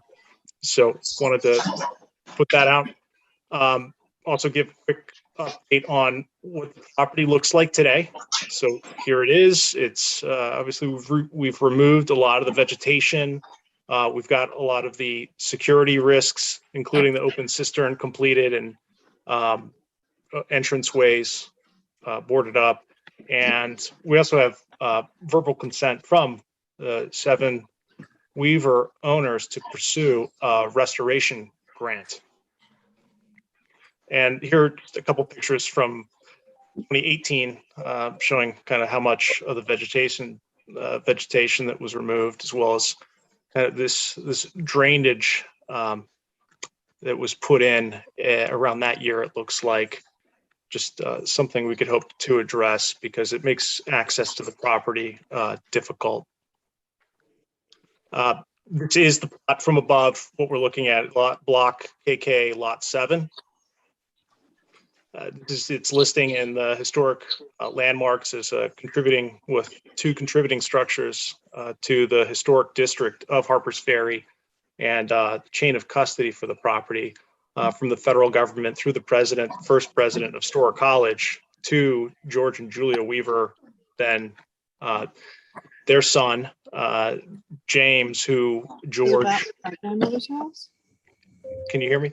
George and James used this property. It was really built for James to live in, and George and James ran an ice business out of this property. Is I think the primary usage, and that's why it is listed as. I'm not sure if it's listed here as a commercial building, but it is in the Harpers Ferry historic report, and then finally passed on to Mary Weaver Gillison, who lived in the property, I believe, until the early 70s, before moving, I think, to Martinsburg. So that's just some of the history, the background that makes this property eligible for this unique grant from the National Park Service, and this property being unique in that it's been in the same family since the late 1800s right through to today, and still several family members in the area. So it would be wonderful to restore. We're still working on getting some of the additional background on where George came from. So that's a little unclear. But once he came here, clearly in the aftermath of the Civil War, trying to build a new life and community, it was a very tough place to do that. And you can see that in the newspaper articles where he was cited specifically by name for helping the founders of Storer College go around and recruit students for the school. So a very risky thing for him to do. And I've looked at a lot of newspaper articles. It's probably the majority, maybe almost all of them have mentioned Storer College during this period. And he's the only person that has been, that was ever called out like this publicly, which really put his life at risk. Now, as in terms of a profession, he had horses and he was hauling. He had a buck wagon used for hauling, contract hauling, and also he had an ice business. This is a photo facing Harpers Ferry. This, I believe, Storer College up here, and he could be pictured here. This could be him over there. So we found a lot of, I think, interesting leads that could be followed up on. And here is Nathan Brackett, one of the early classes at Storer College. So this property was one of several properties that Nathan Brackett and the founders of Storer College distributed to African Americans in Harpers Ferry, we believe, to help get them started in their lives. And a lot of this research actually comes from Maria Beckman's husband, Jim, who got access to the Storer College archives and had looked there. And I had also recently gotten access to Nathan Brackett's papers, and would plan to go through that and look for additional references to George there. But I believe he received multiple properties, purchased multiple properties from the founders of Storer College that were apparently probably gifted to him. So I think he was seen as somebody who really helped get Storer College off the ground. And he's remembered well to this day here in Harpers Ferry. So this is the United Methodist Church, and George and Julia Weaver are referenced there in a stained glass window. So that's a little bit of the background in case anybody hadn't heard. And now here we are today, this unique grant, 10 times the value of the typical restoration grant, without a requirement for matching funds, without many of the restrictions that go along with other types of grants, similar to the state grant that was applied for 15 years ago, that this is just, it's totally different, makes a lot more sense for this particular opportunity. And here I'm just listing what's funded, who can apply, CLGs, that's us as certified local government, or nonprofits. Again, the deadline, December 1st. And first note related to liability is the way these grants work, is the money needs to be collected and provided by us first, and then receipts can be submitted to the National Park Service for reimbursement. So that's one of the controls that they have, is this incremental reimbursement of funding with documented, proof that the work is completed. And so that goes into why I'm proposing that the Historic Landmarks Commission lead that effort to raise the funding. I'll certainly help as much as I can and raise. I have some fundraising background with the Smithsonian Institution, and would like to bring that to bear here. And I think we could certainly raise the necessary funding to complete the project. Two things at the bottom, and this is where the town is very helpful in helping us win the grant, is the risk assessment on the project. So the fact that the town has had experience managing $1 million projects is helpful to be able to reference. And we go to the next. These are the criteria that they're looking for. It's significance, which I think we have that covered very well. The urgency covered very well. And I've studied the grants that won last year across several states, except for West Virginia. West Virginia is really deserving, I think, as a state for this grant this year, because we didn't get anything last year. And feasibility of the project, and that's another where, do we have the resources and the experience meeting federal requirements and guidelines? This is one where the West Virginia State SHPO, Susan Pierce, has offered to work with Peter Dessauer to help advise us and guide us and make sure that we're staying on track with that. And that goes into who are the people like Peter Dessauer and Susan Pierce that we can reference as helping bolster our experience in those areas. And then sustainability. This is one where I got into trouble this weekend with a couple of the neighbors on the Bolivar side. Really, embarrassed that I really lost my temper with them a bit. And it was in relation to the sustainability question, because the National Park Service wants to know that the funds that they're investing in a property are going to be protected and preserved, and that the property can be viable. And one of the things we've been looking at is, just what are the potential uses? I think I've been talking with the family that they would, I think, love to potentially return a Weaver family member to the home, or continue to use it as a rental. They're actively discussing that. I think the Park Service doesn't need to have an exact answer upon submission of our grant, but they do want to know things like that, like what's the planned use of the building, and how is it going to be financially viable? And that's where, pulling together responses to these questions, this weekend, while I was actually at the property cleaning up brush with the neighbor Rob, I came home, finished, started working on the grant, and sent Peter Dessauer a quick note that wanted to get his advice on whether we should take down some of these trees that the neighbor would like to have removed to help with the drainage issue. And I used a poor choice of words. I said, I think it would probably be necessary to include a possibility of using the property as a museum with a parking lot. And I think I said large parking lot. And fast forward to Sunday, Peter responded, and he said, absolutely,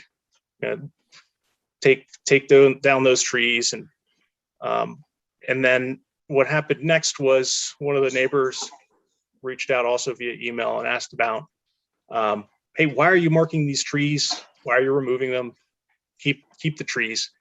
And I said, hey, I just had an exchange with Peter Dessar about this, and I'll send you the email. And I sent it to him, and that's when kind of things blew up. Some people very upset, very reluctant to consider any kind of public parking situation or anything beyond private parking, which caught me off guard. And I had to look back and look at how I worded things and come to realize that, my motives were being questioned. I think that's what really triggered my anger. But I sent out some apologies today. I hope we can move past that. But I think the fact that this property had been proposed before as a museum, I think maybe Greg, you were familiar with that effort, and it's just odd to me that now that's I guess people really are firmly against the idea of doing that, which would be potentially helpful to propose, at least as part of this grant process, to say, charging for parking could be a potential source of revenue for sustaining the building. And that's all that went into that. So again, I think April and her family would prefer to do a rental situation or return a family member. And I think that's what I would prefer too. But again, none of the funding from this grant could go towards building a driveway or a parking area. So it's purely kind of a hypothetical thing just to try to check the sustainability box that this is a property that has this type of potential option for generating revenue through parking fees. So since that's so controversial right now, I think April has maybe backed off. April and Janice have maybe backed off even suggesting that. But at the same time, I feel like it could be partially their right. I haven't looked into the ordinances here in town and how they relate to this issue, but I just want the town to be fair to them, because we've done some things like the trenching for drainage around their perimeter. They weren't aware of that, notified, and it's certainly an inconvenience. We've tried to build some temporary bridges over those stones, but I would love people to be respectful and appreciative of their ownership rights. So with that, I want to get to what, again, the Historic Landmarks Commission role, I think, would be, and this is going back to our founding ordinances, right? That we're supposed to function as an agency to construct, repair, restore buildings, and we're supposed to seek and accept gifts to do this work. So I feel like that's a good fit for what we're trying to do here. And I want to address some of the town concerns. So what's our relationship to the project? Well, it would be helpful for the town to be the sponsor because we have past performance. We have a sam.gov portal account, and we have email address, which is something I think would be helpful if we're gonna do fundraising. That would be helpful to have Historic Landmarks HLC at harpersferry.us if we're really gonna do this. And then who would raise the funds? We would, HLC. And who would work on the SOWs and the bids? It would be us. And we would also do the documentation of the work and pay the contractors and submit the invoices with verification. Potential impact. I've discussed this with Martin Burke, the Jefferson County HLC chair, and Susan Pierce, asking them about, have they ever seen issues with these grants where a town has been sued or gotten into any kind of trouble? Martin said no, he's not seen or experienced or heard of any issues like that. Susan said the biggest issue she can think of is maybe not the bid rigging collusion, although that's one that's pretty common, I think, in in the contracting space, but she has had towns seek reimbursement for work that's out of scope. So, for example, the driveway would be, we tried to build a driveway and submit receipts for that, then that's a potential issue. But I think we can be smart enough not to do that. And what's the issue? If we're not able to manage the project, then we stop receiving reimbursement from the National Park Service, and that could reflect poorly on Harpers Ferry in terms of receiving other grants, certainly from them. And then, of course, lawsuits. Right? I think probably anybody can sue anybody for anything. So I mean, that's always a potential risk. But I think another concern is doing nothing and allowing the property to collapse, fail. I feel like that's also a liability risk here. It's certainly on its last legs, and having done the research into how these things are graded, this certainly qualifies as a highly endangered property. So I think really now, in particular, given the other variables, that this particular grant is a very good fit for us. I really think we should make a strong effort to put in an application for the full amount. And potential benefit, right? I like Peter Dessauer's description that this could be an extremely charming historic structure, right? Brought back to life, potential to return a Weaver family member to the property. So to bring an African American family back to town who's got this history going back to the late 1800s, I think is an amazing story. And of course, the opportunity for current and future generations to connect with this story at a personal level through the home that this man built for his son, and the struggles that he went through to help create Storer College, where his children attended. I think it's a really remarkable, unique, fantastic story that should be preserved. So we get now, my suggestion for the motion is to, for you, town council, to approve that, allow me to move forward, complete the application, and hand it off to Debbie to submit. That's it.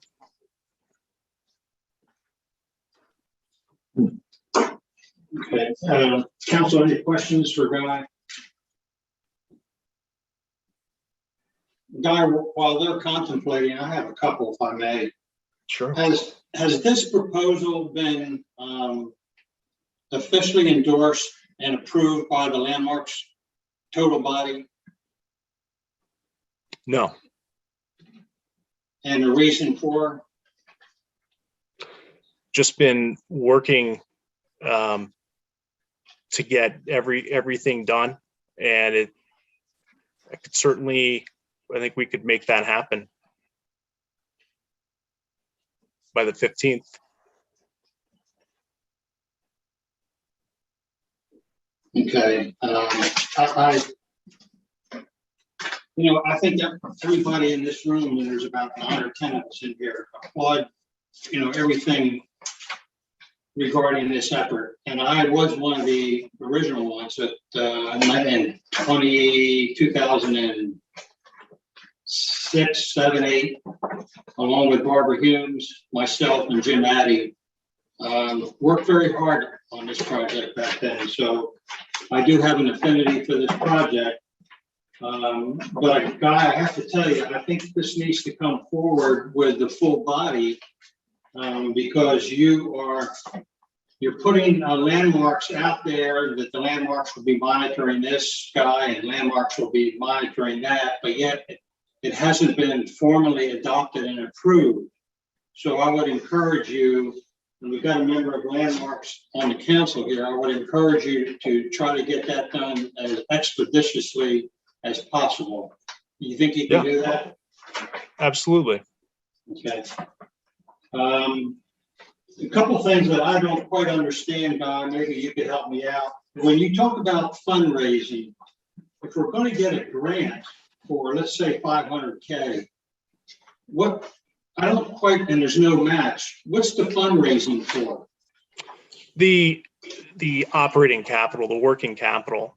So it's one of their controls is they're not going to write us a check for anything up front.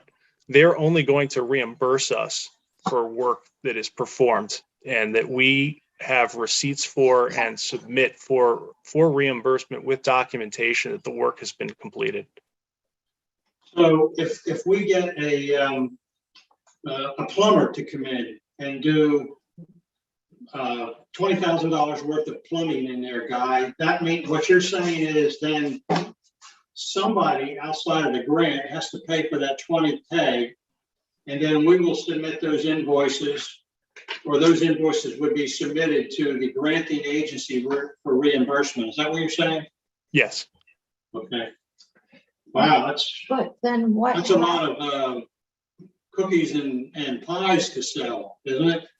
Well, and I'll tell you, that's where I think in particular, because I'm well aware of the issues with the Mount Zion Church, the fundraising issues there. I tell you, I think the big difference here is I think it's the personal story. I think it's a very unique personal story here, and in my experience, that I think we could really gain some interest, outside of West Virginia for this project. Right. I don't think you have to convince anybody about the personal story. I think that's was a given for me 12, 14 years ago. But if we're going to go forward with this, and if it's the council's decision to go forward, we need to make sure that we go forward in the right direction. And you and I have exchanged emails about that a little bit. I don't want to be the only one that's sitting around this table to express some questions. So, Laurel, go ahead. So Guy, this is Laurel, and I want to thank you for your work on this and say hello to the other people who are in the meeting. I just had a question because you, in your slide, you say current and future generations are able to connect at a personal level with the Weaver story.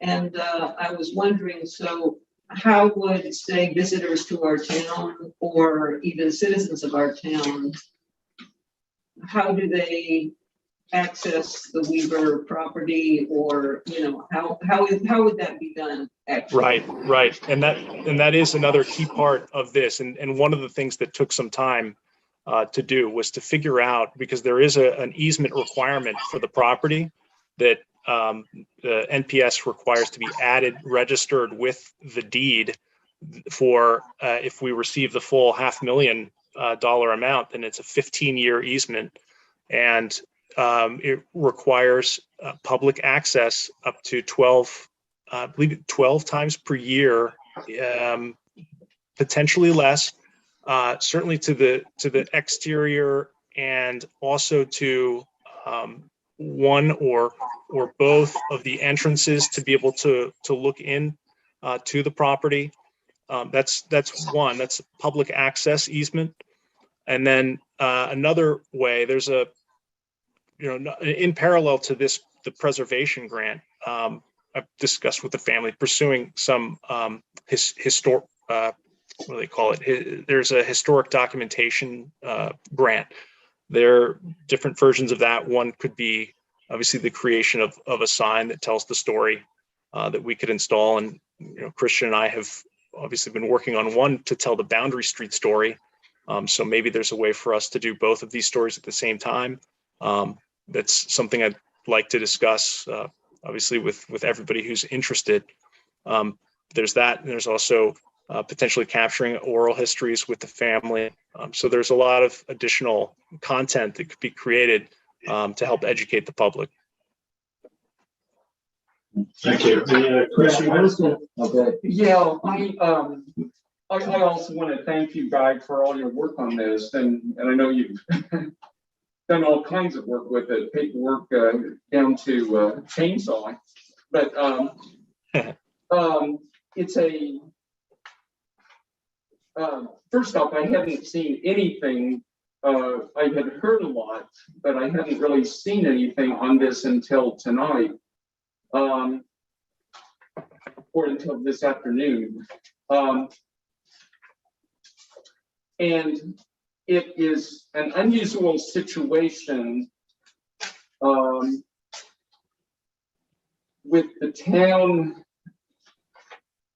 requesting money for a private residence. And I'm all for that creativity and thinking outside the box and everything, but I need to see how that works better. I need to see some of the details.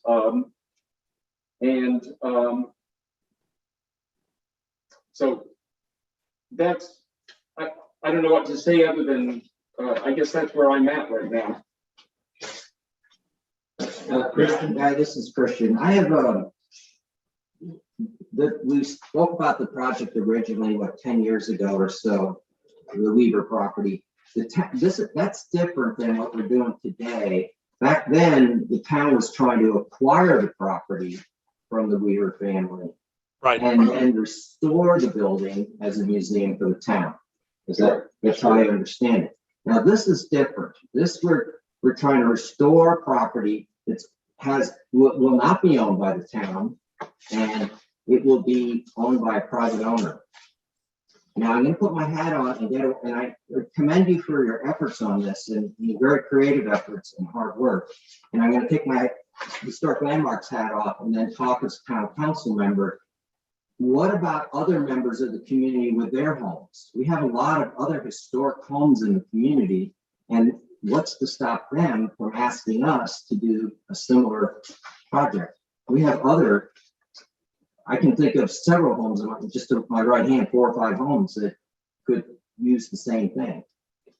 For sure. No, I would say, the uniqueness of this grant is one thing. So I think that's one thing I could distribute today to show you what, there are a wide range of projects across different communities who have, small towns really, and nonprofits that have pursued these grants. And I think if we had any other candidates that could qualify for this type of grant, the fact that it has, no match requirement, and it's just unique at a 10x level multiplier from other types of grants. And I think that's the big difference here. Mr. Hammer, I have a question. What are the possibilities of National Park Service giving $500,000 to restore this house and then having a private individual live in it? It doesn't sound very high to me. Yeah, absolutely. That's one of the first questions I discussed with the National Park Service in getting, wrapping my arms around what this was about. And that's something that is clear that they're trying to do because just like, the family that's in this situation today, that it's their inheritance. This is a unique family. It's a unique property and a unique family coming together. This is really, the grant is designed for this family and this property because it's a unique situation. They are trying to help.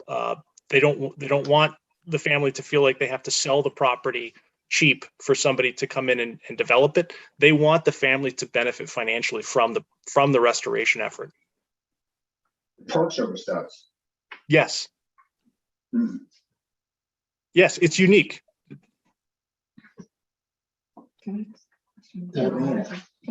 Guys, this is Debbie. Just I want to ask the question about the finances. Is there a requirement in the grant that fundraising be done to create the pool of operating capital? No, I know the town. I mean, I've talked with Christian about this. Christian told me there's no money. There's no money for this. But the money is to be reimbursed. So basically what you're, if we can get an understanding of the reimbursement cycle and how that works, we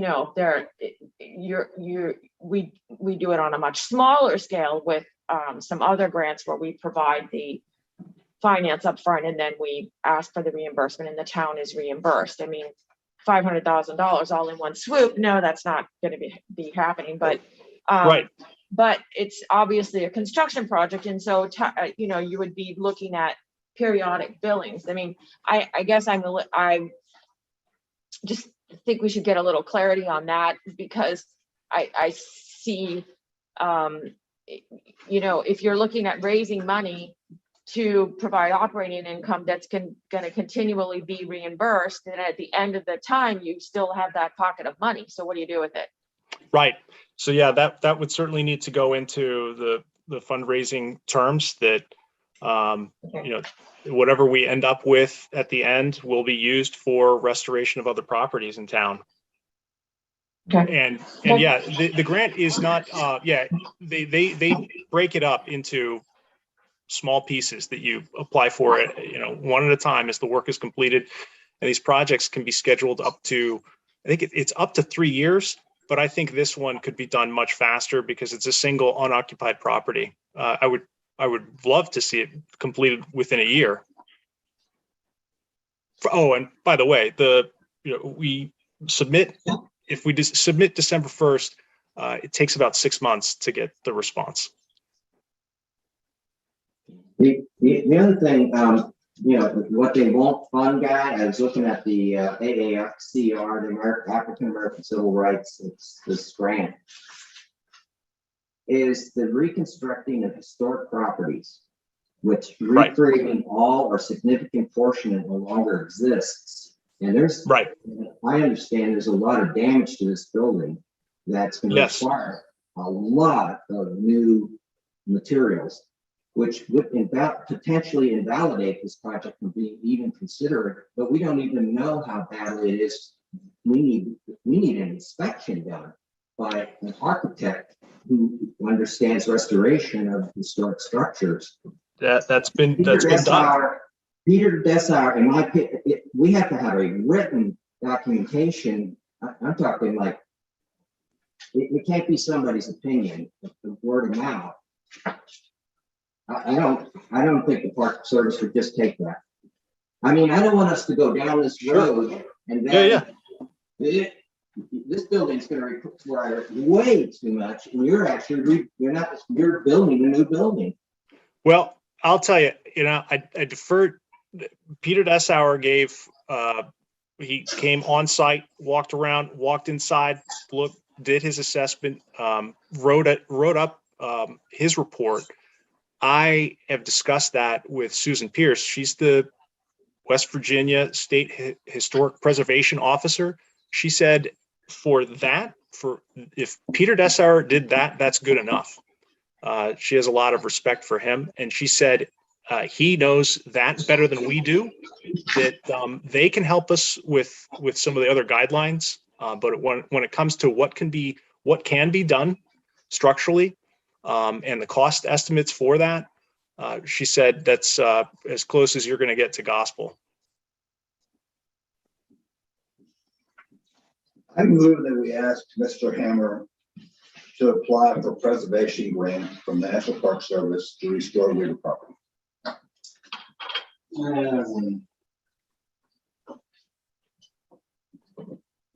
Could you withdraw that, or can he withdraw that? Jim hasn't been seconded. Yeah, Jim, could you withdraw that? And then it'll be. God, let me ask you a couple questions first. When you did your research about the previous grants on this topic, were there any other CLGs that were working with a private residence?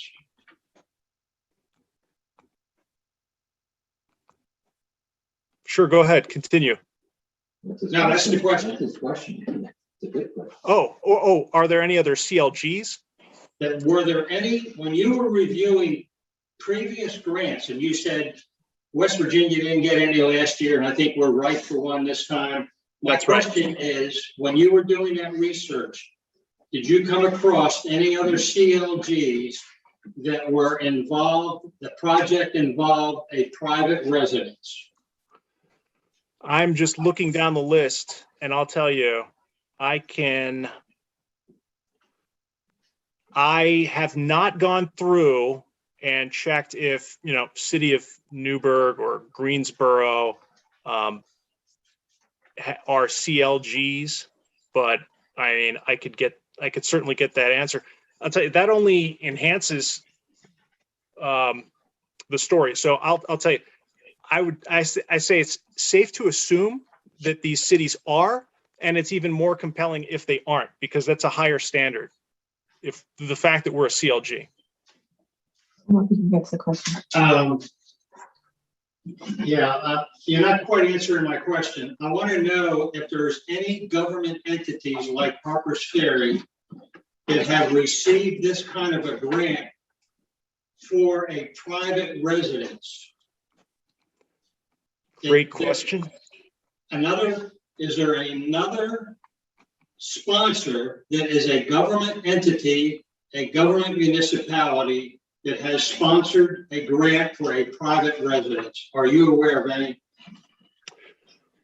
I'm just looking down the list right here now. I'm not seeing a town from last year. I'm not seeing a town that sponsored a private residence. There are some, several private residents. There are a lot of, churches and schools as well. But I also think that's one of our benefits in this type of competition, because you go back, you see there are a lot of churches, a lot of schools. There are not a lot of compelling kind of private resident stories like we have. So I could look deeper and try to find that, but there's certainly a lot of towns that are applying for these grants, and there are several private residences that are being restored. I'm not seeing a match between both of them at the same time right here from last year. And I think my point is, Guy, other government entities applying for this grant may be applying for the grant for property that they own, or a public property within the environs of the municipality. Am I making myself clear? Yes, right, yes, I understand. Okay, while you're looking at that, I think just in council, many of you are mute here. I think you mentioned, Guy, that you've got a jeez, it's not talk. You got a verbal consent from the family. I think it would be important if that could be codified.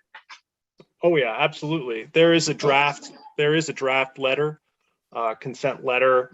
I need to make a couple edits to that, but it's been reviewed by April and Janice, and just need to make a couple edits there.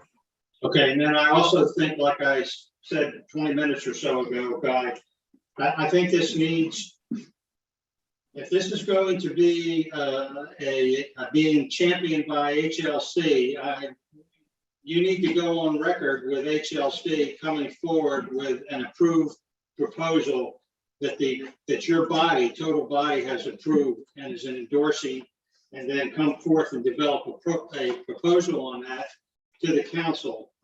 Yeah. I don't think it's appropriate for this council, and I didn't mean to interrupt, Jim, but I don't think it's appropriate for us, or you can now vote to go forward with a recommendation to do this if we don't have the body politic that's responsible for this agree to do this. Okay, so that's my position, Jim. I hope I didn't throw water on your. You did not. I understand a lot. Chris. And I also, Guy, would really like to, it sounds like you're fairly far along even on the paperwork, but if you could share with us that development as it goes forward, just so I understand this, what is the town getting? What are the town's commitments? What is the family agreeing to do in this project that will benefit them? Again, I love the idea of being creative with this, thinking outside the box, coming up with something that maybe it hasn't been tried before. And I have less concern, I think, than Christian than that, we're putting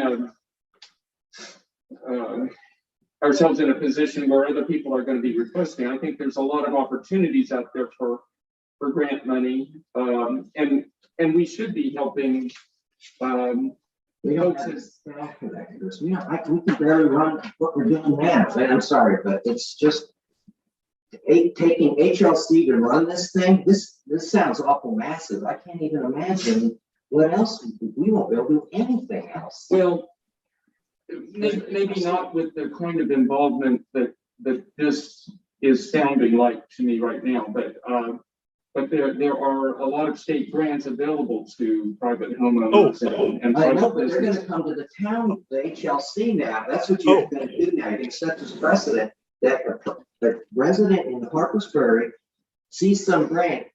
Harpers Ferry, HLC, Sure. you go for it. No, that's a good. Sorry to interrupt, Christian. There is one thing I forgot to mention here. I think it may be buried in the notes that we skimmed through, but we are also able to charge up to 25% of the amount for administrative administration. So if that's the concern, then one thought is there that we contract out to have somebody help with project management.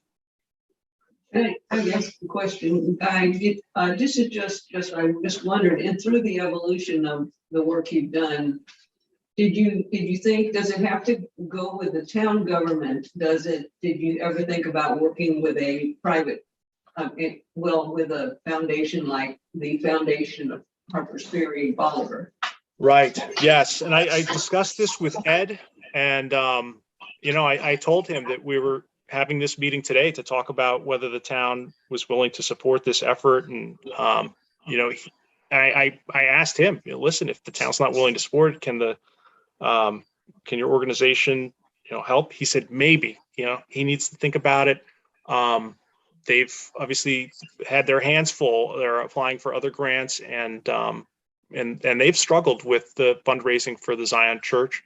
But the other thing about the Harpers Ferry Bolivar Association is I don't think they have the same, they have not won a grant of this size. I don't think they have that level of past performance that the town has. And that, from my conversations with the state historic preservation officer, that's the real, that gives us a real leg up doing this through the town, that we have that background that we can cite. Okay. Thanks.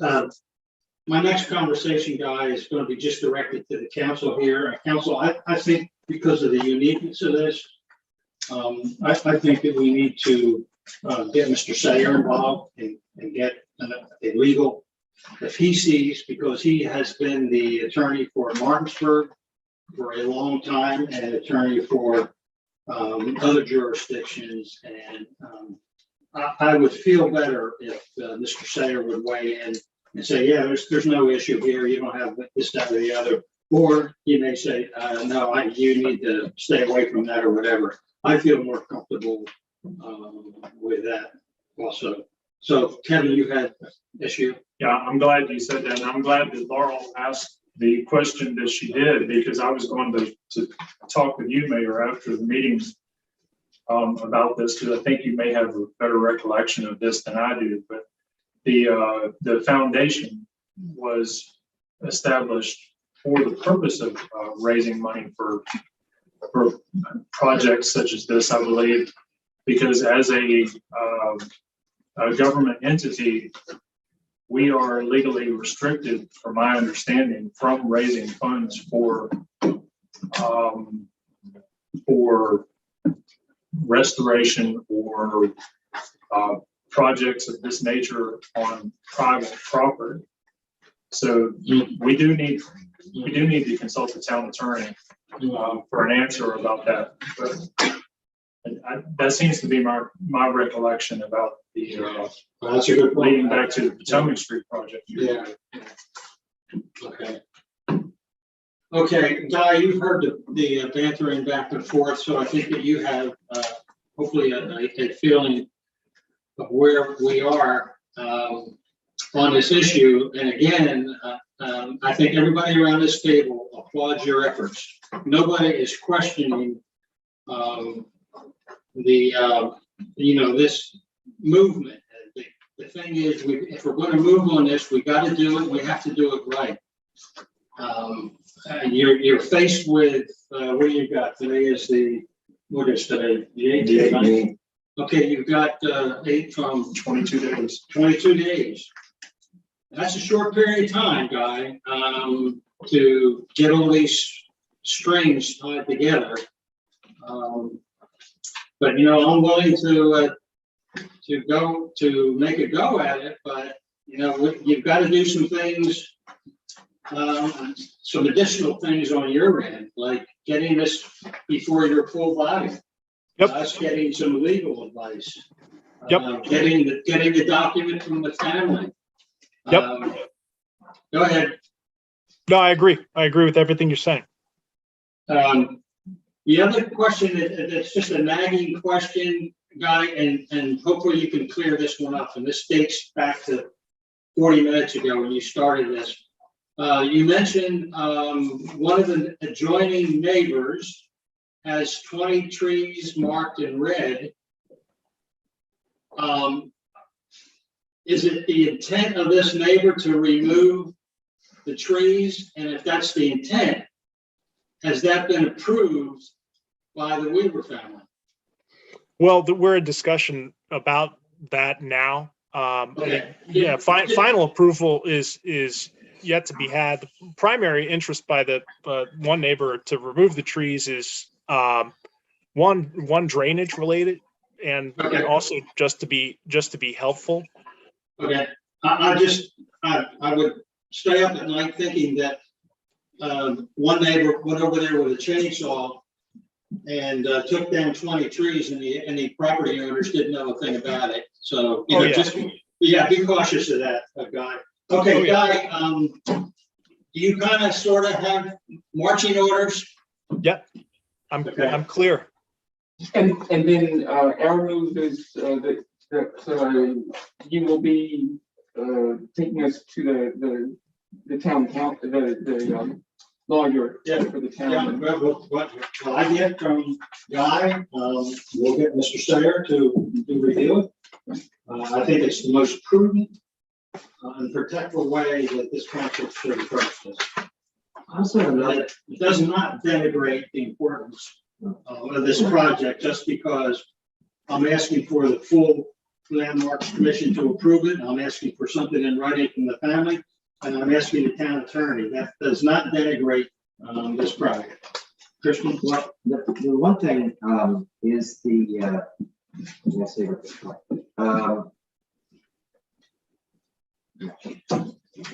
just blank. Okay, Ken, take our back.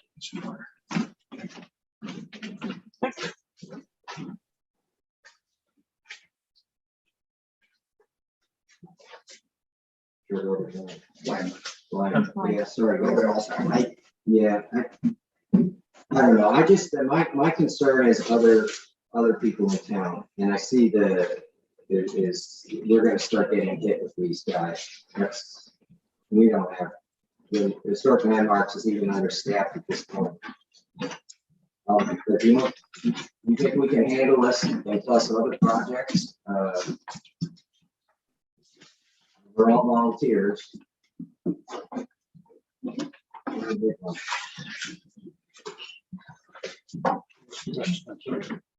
the question. Well, hey, Christian, just remember the up to 25% of the money can be spent on administration.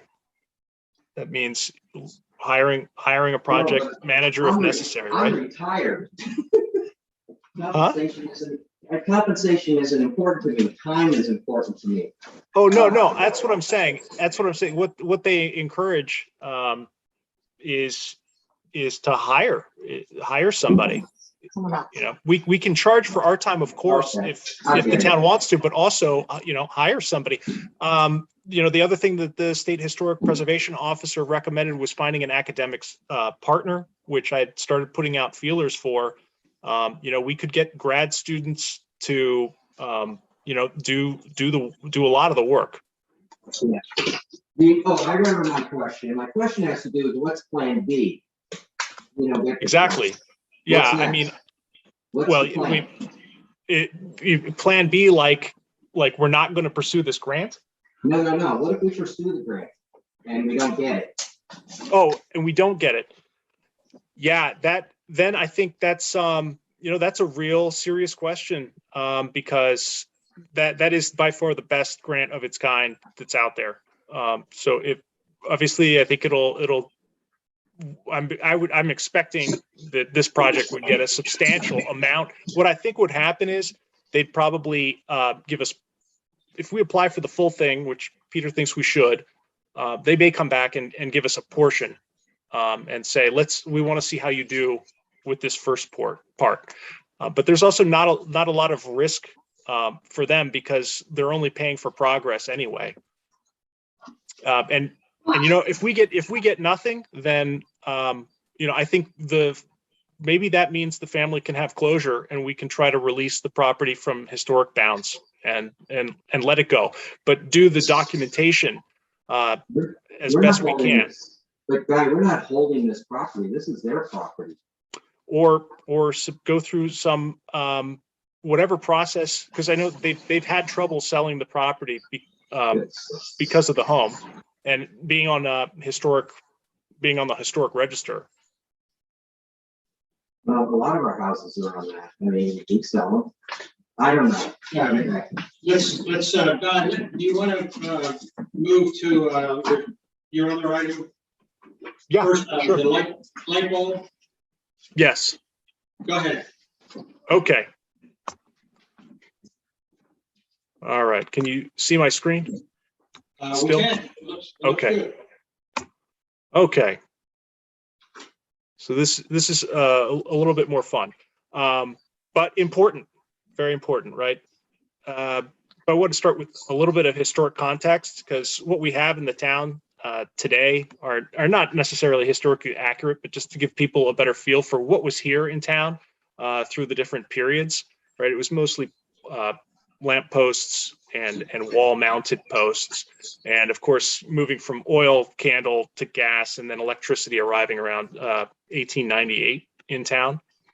And this is what we have today on our power poles are these 20th century porcelain radial wave industrial lamps, which are pretty cool, pretty common in historic towns.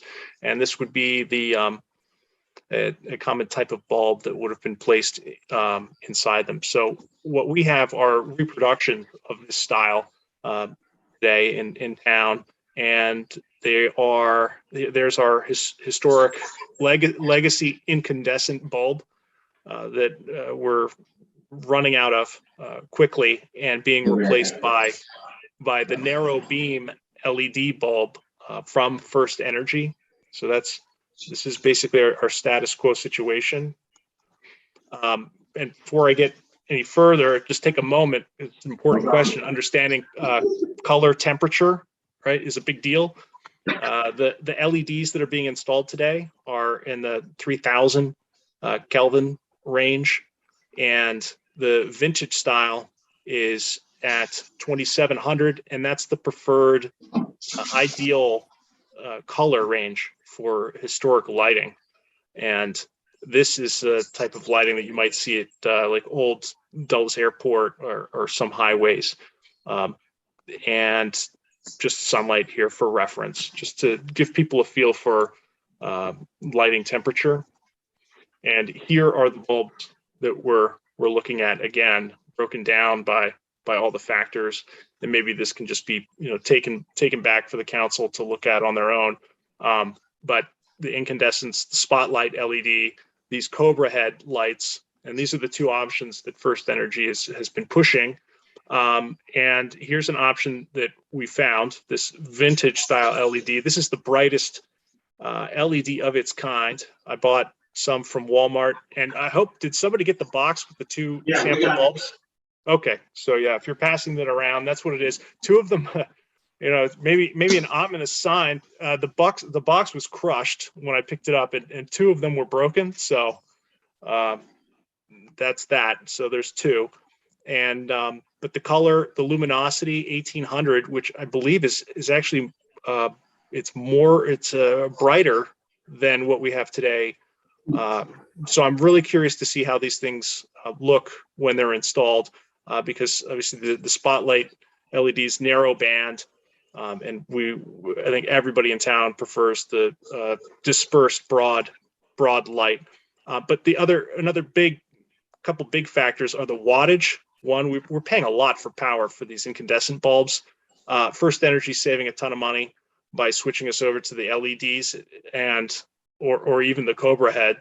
But we could save even more going to this LED, and it lasts 30 times as long. But that's another question. Not sure how well these bulbs are going to perform outside. That's why I think, my recommendation, as you're going to see, is to do the test. Let's see how these bulbs perform. And here's the map. Here's where all the bulbs are today. So we already have 27 of these LED spotlight bulbs throughout the community. We have the incandescent bulbs. We have 35 left that are working, and 6 that are not working. And and one Cobra head of those LEDs. And several bulbs that are out on Fillmore Street. So that's what I would suggest for the group, is to pick 2 of these, maybe one at either end, to test. I thought there were 4.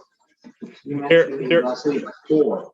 Yeah, well, there are 4 on Fillmore Street that are out. No, 4 bulbs. You mentioned. It turns out 2 of them are broken. Are these weatherproof? Because that was a question I had from the fire department. They're so new that there's not a lot of data. So that's why let's get them up there and see how long they last. Yeah, but they usually say how long. I mean, they say whether there was exterior oriented lights. Did they say that? No. Okay. Yeah, definitely, we would want to know if the exterior. Well, that's the car company asked me. I said, well, I'm pretty sure. But I haven't verified. I think if they're interior, their suspension and contractual heating and freezing would crack them eventually. Well, certainly people use them outside. Very popular with restaurants for restaurant lighting. Hey, I'm just saying, I think it's worth a shot, because what's nobody likes the alternative. What if they work? It's maybe it's a home run. All right, we got a place to put them, Chris? I'm working on it. Okay, we're working on putting them in a place, and then we'll get those 2 installed, and we'll just monitor them, okay? Yep. Okay. Anything else, Guy? No, that's all. I appreciate it, everybody. Okay, have a good night. Thanks again, Guy. All right. Thank you. Yes, Take sir. care. Bye-bye. Number 5, organization, other reports. I don't have any. Does anybody have any? Number 6. Go ahead. On organizations. Okay. I just want to mention that Trail and Town Alliance had a hike on an exploration of paper street, the paper streets in town for possible future trails. And we have members of the town council and members of Trail in Town and members of the National Park Service. And so I think we found some exciting ideas which will be coming forth in the near future. Yeah, Storm had called me and was very excited about that. Yeah, I think it's an exciting. I was trailing behind. You were trailing on the trail? Yeah, on the trail. All right, 6A. The only thing I have on 6A, it's not going to require executive session, is the only thing I'll say is regarding the personnel is the interviews for the town clerk position are going to be held this week. And hopefully by the end of next week, my goal would be that we would have a decision come before this council for approval. So that's that. I'm one of the people interviewing. Yeah. Christian is one of the interviewees. As far as 6B, discussion on status of the litigation. Again, there's no need to go into executive session. The only thing I have to report is that both the town, Corporation of Harpers Ferry, and Swan have filed motions with the Jefferson County Circuit Court in response to the lawsuit filed against the town and Swan by PAPI Incorporated, Incorporated. And these court filings are public documents,